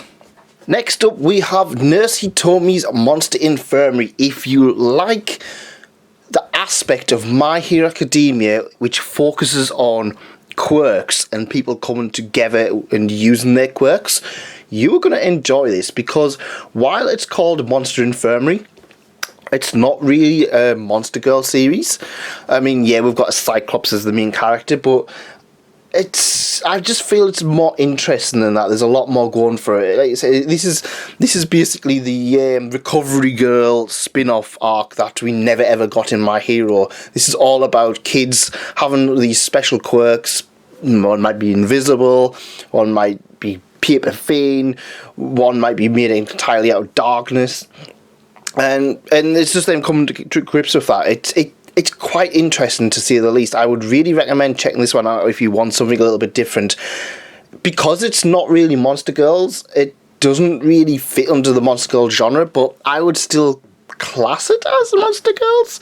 I don't see many people with this one, but if you do like Monster Girls, I would recommend checking this one out because you're going to have a decent time. Like I said, Shiko did do some of the stuff for Monster Girl Infirmary, so yeah, go check this one out. It's well worth your time.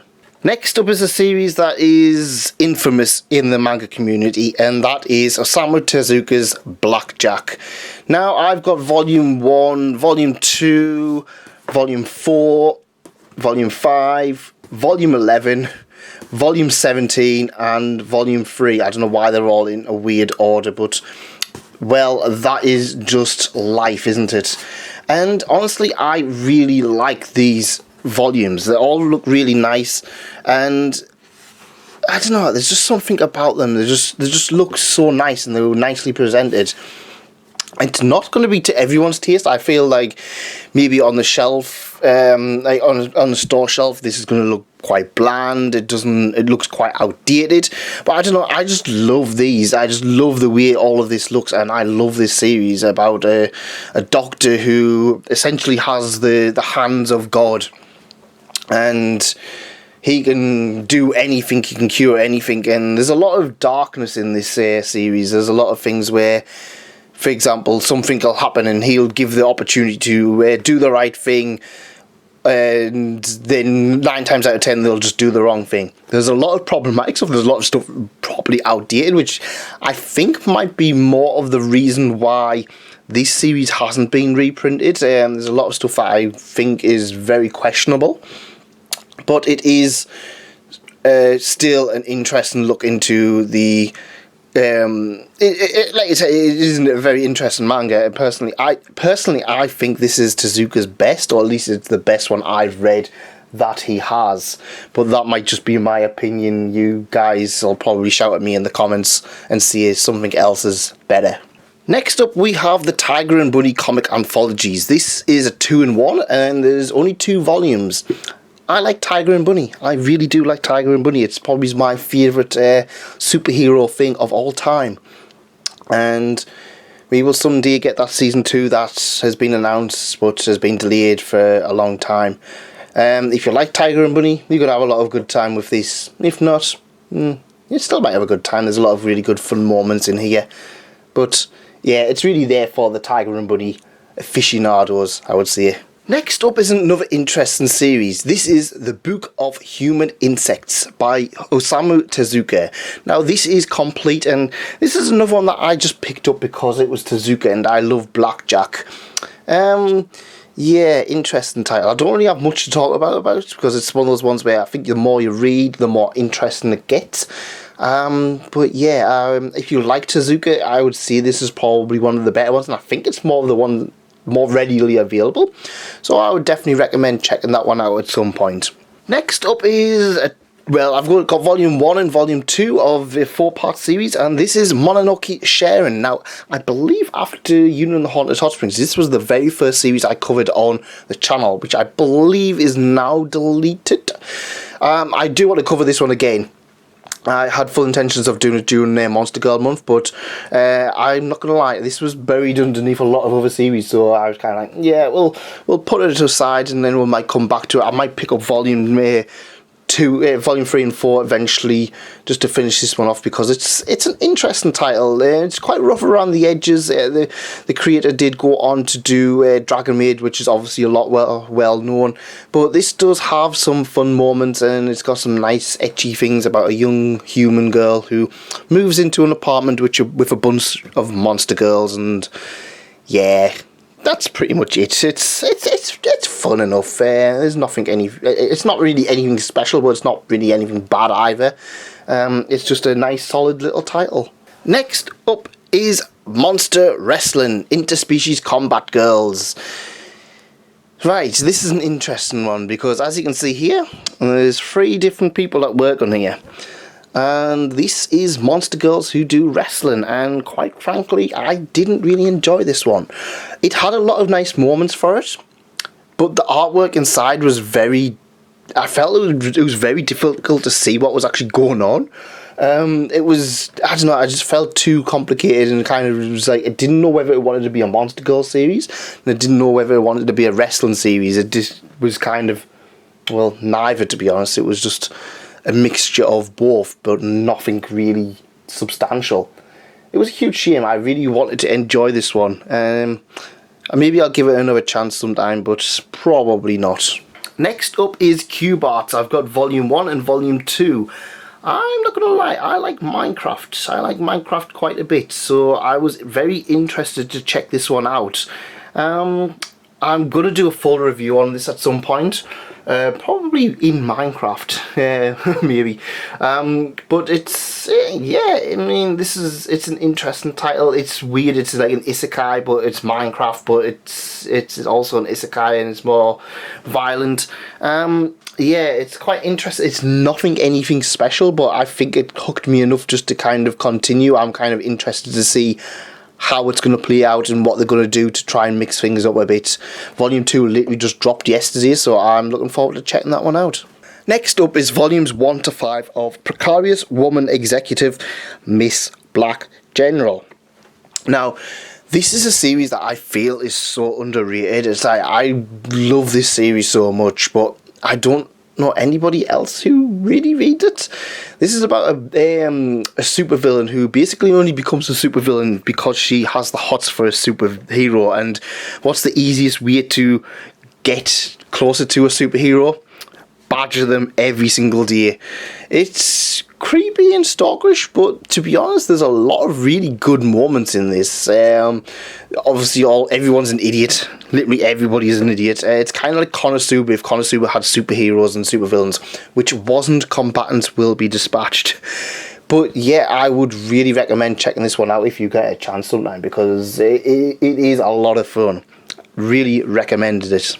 Next up, we have one of those series that I just love. I absolutely adore this series, really I do. And that is Plus Sized Elf. I didn't think much of it, but yeah, it was surprisingly good. This is about a young elf who really likes fries, or chips as they're known in the UK. She really likes chips, and due to eating too many chips, she is now a little bit overweight. And, well, she can't go back to her original world. And what we have is essentially an exercise/dietary manga disguised with lots and lots of thick thighs, and ecchi moments. If you like monster girls, you do not want to miss out on this series. If you like ecchi, you do not want to be missing this series. It is really good. The artwork is superb. Next up, we have Cells at Work Code Black. This is a spin-off to the Cells at Work series, but it is darker and more mature. This, rather than the positive one of cells in a young, healthy body, this is a body that is stressed, exhausted, practices unsafe sex, smokes, drinks, constantly drinks energy drinks. And so yeah, this is more of an adult orientated series, and I love this one. This is another one, much like My Hero Academia Vigilantes. I would recommend checking this one out. There's a lot of great content in here that I think is going to appeal to a different demographic than the Cells at Work series. And yeah, it's a really good series. I would really recommend it. Cells at Work in general is one of those really good series. In general, I just think it's really good. Go check this one out if you like Cells at Work and you've not checked out this one so far. Next up, we have Nichijou, My Ordinary Life. A story about ordinary girls doing ordinary things in their everyday ordinary life. Honestly, this series is absolutely hilarious. It did take me a little while to get into it. Originally, I did buy Volume 1 and I wasn't really that hooked on it. However, after I watched the anime, I give it another chance and I honestly love this series now. It's one of those ones I can safely admit I was wrong on my first impressions with this one. This is just off the walls, ridiculous comedy. It is absolutely stupid as out. And I did do a complete history on this series. So if you do like Nichijou, go check that one out. There might be something interesting there that you haven't seen before. But it's one that I love so much, I would really recommend you guys check out at some point. The next series is the Overlord Spinoffs. I just kind of lumped these into one. I mean, I've got volumes 1 to 2 of the Undead King O and volumes 1 to 3 of a la carte. These are basically anthologies, much like the Tiger and Bunny and Monster Musume ones, where they're all done by different creators, and it's all like lumped together. If you like Overlord and you want some goofy shenanigans with the characters, you're gonna have a fun time with this. I stopped buying this one. I really liked it, but I don't know, I just stopped buying once lockdown hit and I just couldn't get the volumes. I stopped buying it, and then I was like, this is 2 spin-offs, and I was just like, you know what, I like it, but I'm probably gonna buy it digitally from now on, just because there's that much, and it just I don't know, there's that much, and there's 2 spin-offs rather than just the one, so it's kind of, it feels like there's a lot of space getting used for Overlord spin-offs when it could just be, you know, Overlord. Still, it's a decent enough spin-off if you like spin-offs. The next series we have is Girls and Panzer, or Girls und Panzer.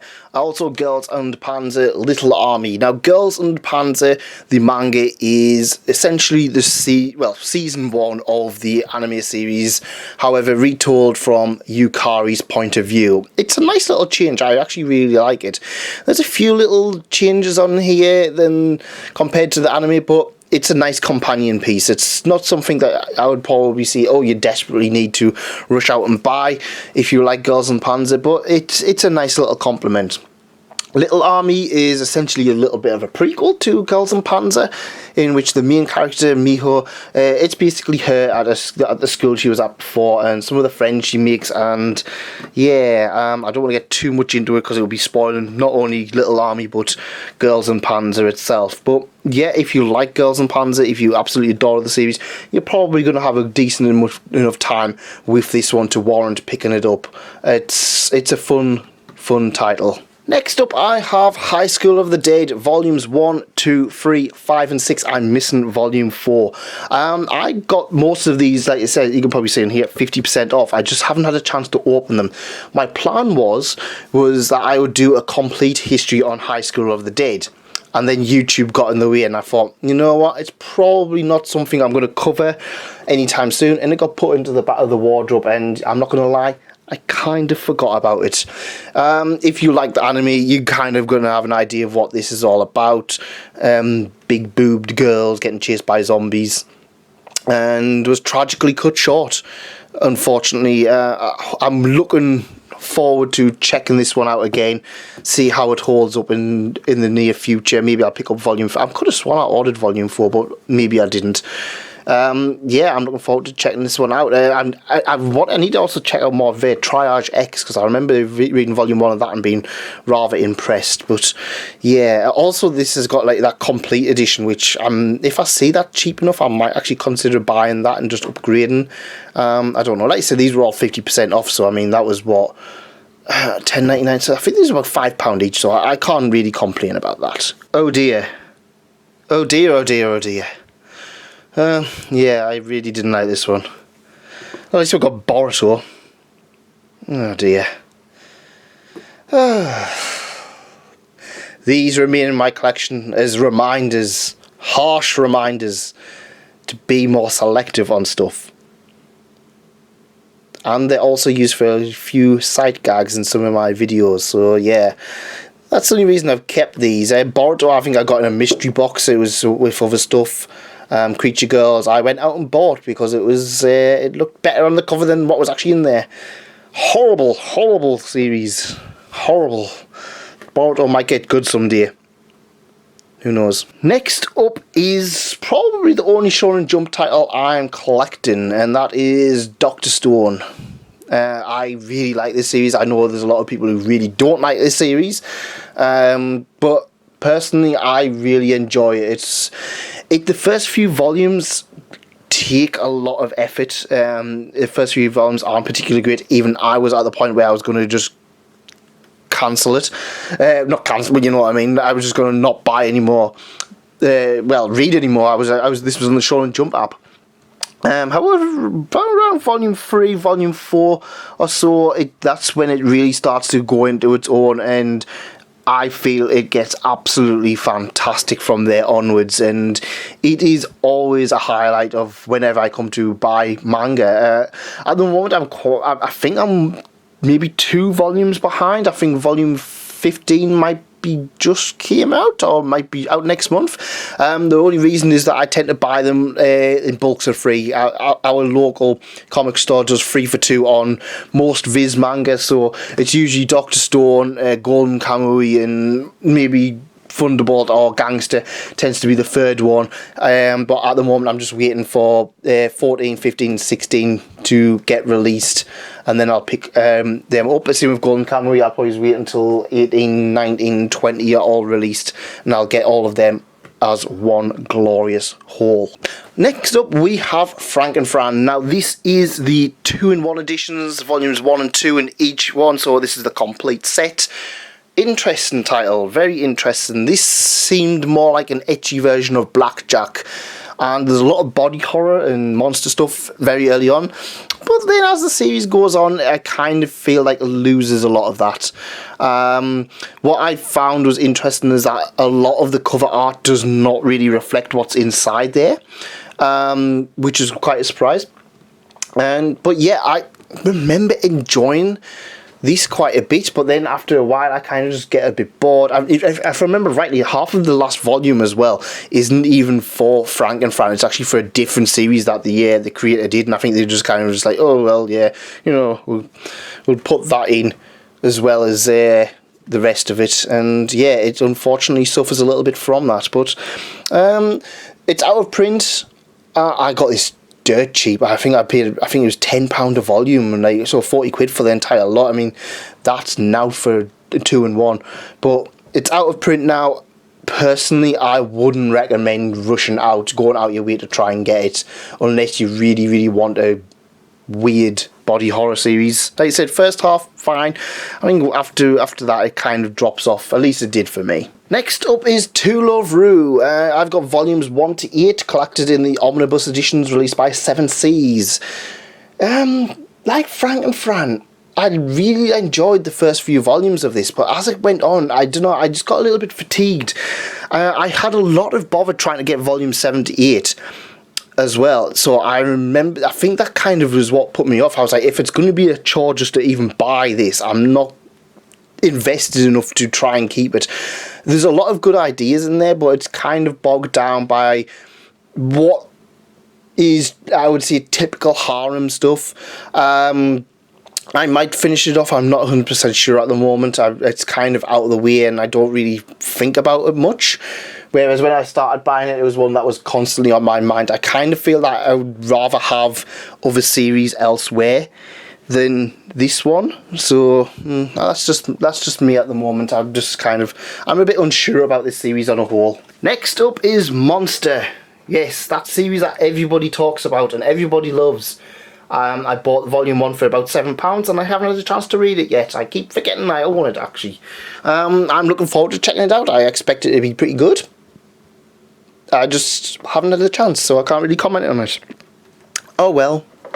Next up is Tenjo Tenge. Now this was recommended to me by On The Shelf, who said it was good signing and also a decent ecchi series. So of course I felt I had to buy it. I bought volume 1 and then quickly realised that a lot of it seems to be, or is seemingly out of print. It seems to be very hard to actually find copies. People keep telling me it's not out of print, but I very rarely see copies that don't go for ridiculous amounts. Some of it seems to be in print, some of it seems to be out of print. That's what I kind of found. I picked up volume 1. I think I got about halfway through because I was just like, I'm not going to buy any more. I'm not going to read any more until I can at least find more than one volume. I then bought volumes 2 and 3 and I paid next to nothing. This is the start of lockdown. I think I paid about £2 per volume for these because they just couldn't get rid of it. And I just didn't go back and read it. So yeah, there's a few. This is the next few things. It's like I said, there's a few here that I've just got to say I've not read it. I've bought them, but just not had the chance to read it. But Oh well. The next series is Urusei Yatsura. Now this is a series I really want to check more out of because it was quite interesting, otherwise known as Invader Lum, or Lum the Invader. This is a lot of stuff that really pioneered the harem and the ecchi series that we would see later on. It takes a while to get into, but once I got into it, I was really enjoying it. Lum was just a fantastic character. I really enjoyed her, but I don't know, I just just didn't buy any more. I think it's because I wanted to have the whole thing released. And at that point, I was trying to cut back on what I was buying in terms of volumes because this would have taken up so much space. But I may consider, once I move into my new place, I might consider buying the rest of this as a treat for myself because I do enjoy it. Or maybe digitally, I might just continue it digitally. Next up is a little bit of an oddity. Now, I'm not sure if this classes manga or not, but this is a children's book. This is Yotsuba and Monochrome Animals. And I got this for the Yotsuba Complete History of. And it's basically just Yotsuba with a few animals. Yeah, it was just a fun little oddity that I got super cheap, and I thought, you know what, it's worth at least talking about. It's a book for children, really, isn't it? But it's Yotsuba, so I really kind of need to own it. Next up is Volume 1 of Gambling Apocalypse Kaiji by Nobuyuki Fukimoto. This is only Volume 1, which I believe it covers the first 2 or 3 volumes. I can't remember if it's 2 in 1 or 3 in 1. I know Volume 2 has just been released, so I'm looking forward to checking that out. But yeah, it's Kaiji. It's one of those classic titles that I feel like nobody really knows, but everybody knows it. What more can I say about it? It's Kaiji. It's a classic about a young man who, down on his luck, tries to gamble his way out of everything to try and strike it rich, and obviously everything goes completely wrong. It's kind of like Yu-Gi-Oh! There's a lot of stuff in here that inspired Yu-Gi-Oh! As you'll probably imagine when you read it, but it's really good. I'm looking forward to checking out Volume 2. In fact, interesting enough, I had a video on this, which was all recorded. I just don't think I ever put it up, so I might have to look into the back catalogue for that one and get that video out, or at least re-record it. It's a good series. I would really recommend this one. Right, the next title is Mobile Suit Gundam The Origin, Volumes 1 to 5. This series is absolutely phenomenal. It is essentially a remake of the original Mobile Suit Gundam, not the Origin series that we had as a separate release. At least that's what I'm led to believe. I think some of the stuff is kind of mixed in as well, but this, from what I've read so far, is basically Mobile Suit Gundam, the original, remade. But it's a phenomenal release. The hardbacks are absolutely lovely, and just some of the content that you get included is just fantastic. Really a huge highlight of anyone's collection, I'd imagine. It's a really good series that I would recommend to anybody who's interested not only in Gundam but the mech genre as a whole. It's something that I feel that I would be proud to have an entire collection of, if I was caught up. Next up is The Drifting Classroom by Kazuo Umezu. This is a very interesting title. Now, there is 3 volumes. I've only picked up Volume 1 so far. The reason being is that I was planning on picking up Volume 2 and 3. However, well, lockdown happened and I've never actually seen Volume 2 and 3 actually in the wild yet. So once I get to see them, I probably will pick up 2 and 3 along with Volume 2 of the next series we'll talk about as a bundle or something like that. Well, this is a very interesting title about a classroom that just disappears from Japan one day and then appears in this weird alien otherworld. It's basically an isekai. And then all of the kids and teachers have to try and survive, and yeah, it's very dark and twisted and very interesting indeed. I really like how this is portrayed, and even the collection itself just looks absolutely fantastic. It took a while to get into, but once I did start reading it, I really enjoyed what I did read of it. A really fantastic title. Next up is Taiyo Matsumoto's Ping Pong Volume 1. So I got this quite cheap. I haven't had a chance to read it. The plan is I'm going to pick up Volume 2 along with the rest of Drift Classroom and just essentially binge the whole thing. That is my plan, and I plan to stick to it. Hopefully. I probably won't.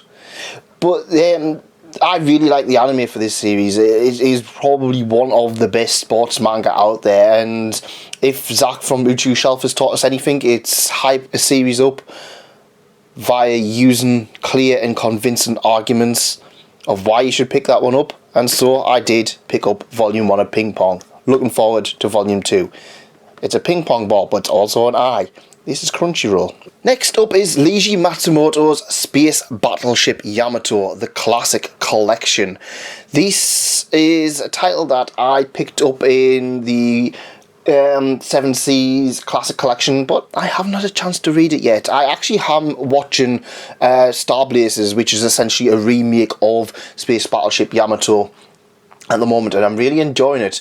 However, I do plan on rereading this one, along with picking up some of the other ones, including I've got only Volume 1 at the moment, but I plan on picking up more of Captain Harlock, the Classic Collection. I've read all of this particular volume, and yeah, it's interesting. The problem I have with some of these classic collections is that they are quite difficult to get into. You have to be in the right mindset, and sometimes I can pick it up and sit and just stare at pages for hours and then not read anything, whereas other times I can just brush off an entire volume quite quickly.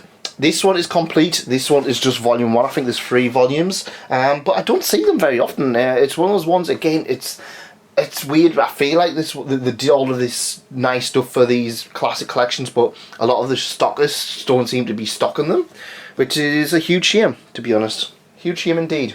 Also in the classic collection, I have Go Nagai's Cutie Honey and Go Nagai's Devilman Volume 1. I do need to pick up Volume 2 of Devilman and at least have that one finished off. Again, I've read Cutie Honey, and yeah, I really enjoy this. It was not what I was expecting from it. Devilman I've actually not had a chance to read, surprisingly. I bought it, I mentioned earlier, on the back of that other series, the Devilman Grimoire one, but I just never really fancied reading it, so eventually I will go ahead and read all of it, hopefully. Maybe. The next series I want to talk about is Akira Hiromoto's Prison School. That's right, this is probably the series that really got me into collecting manga, much like Watamote and Umaru-Chan. Also, well, at least I say got me back into. I really enjoyed the anime when it first aired, however, I just couldn't get anything further. And so I was really happy when the opportunity came to buy these releases physically. I was buying them as they came out, so it was always, as soon as I would get it, I would read it and just binge the entire thing, and I was so excited for the next volume. In fact, I'm not gonna lie, there's been very few other series where I've finished reading Volume 1 or a volume and just been so excited, can't wait to get the next volume. Prison School excels at the over-the-top dramatic. It's an ecchi series. It's massively ecchi. It's probably the most risky, one of the most risky series I've ever read. But it has the hook. It has everything going for it in that it is exciting. You want to find out what happens next. And while it does start to flounder towards the last half of it, I never really felt it went bad. Even the final volume, I feel it could have had a few more volumes out of it, but it ended in what I would say is a Prison School way. It ended in a way that I expected Prison School to end, to be honest. Something that was completely out of left field, and life learning, lessons learned, I suppose. you get what you deserve, I suppose. But I love this series so much, and it's one of those series that I always recommend people check out. I also own the spin-off, Shadow Student Council Vice President Gives Her All. This is essentially a spin-off for the Vice President. We don't really talk about it much, but yeah, it's more prison school content. One of my favourites. Right, so the final series that we're going to be looking at is, of course, that juggernaut, and that is One Piece. What can I say about One Piece that I haven't already said? Well, it's One Piece. There's there's just shy of 100 volumes, at least in the One Piece main series. So one of the things I want to point out is that I also have volumes 1 to 5 of the Chopper Man spin-off. And I also have volume 1, 2, 3 and 6 of One Piece Party. And we also have a number of extra stuff as well. So we have, this is One Piece The Strong World. I think that's chapter 0. Next up we have the One Piece Stampede book, which I got when I went to see One Piece Stampede at the cinema. And we have the red, blue, yellow and green data files. We have Ichiro Oda's Wanted, which is basically the collection of short stories that he did before he created One Piece, including creating some stuff for, well, what is it currently relevant in Wano. Yeah, so it's he's obviously brought stuff back. And we also have One Piece Rainbow, which is more of an anime collection of things. Obviously I picked the Nico, you can change the cover, I picked the Nico Robin one. I also own One Piece 44 in Polish as well, so that is another little interesting thing. Also Girls and Panzer Volume 1 in Polish, because that I got given them as gifts. One of the things I would like, I would like to own at least one volume of One Piece in every language it's printed. I think that would be something interesting. Maybe I'd get volume 44 so I can at least see they've got them all.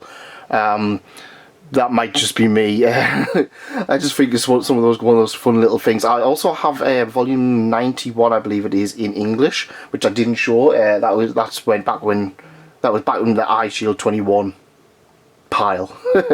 But yeah, that is essentially all of my One Piece collection. So yeah, I just couldn't be bothered to pull them all out because I just never saw any point. Thank you ever so much for reaching the end of this journey with me. It's been rather interesting, and I've myself found a few volumes of titles that I was just like, oh, I want to go back to it. I do believe I have some other mangas stored somewhere else. If I ever do find them, I will pick them up and cover them at a later date.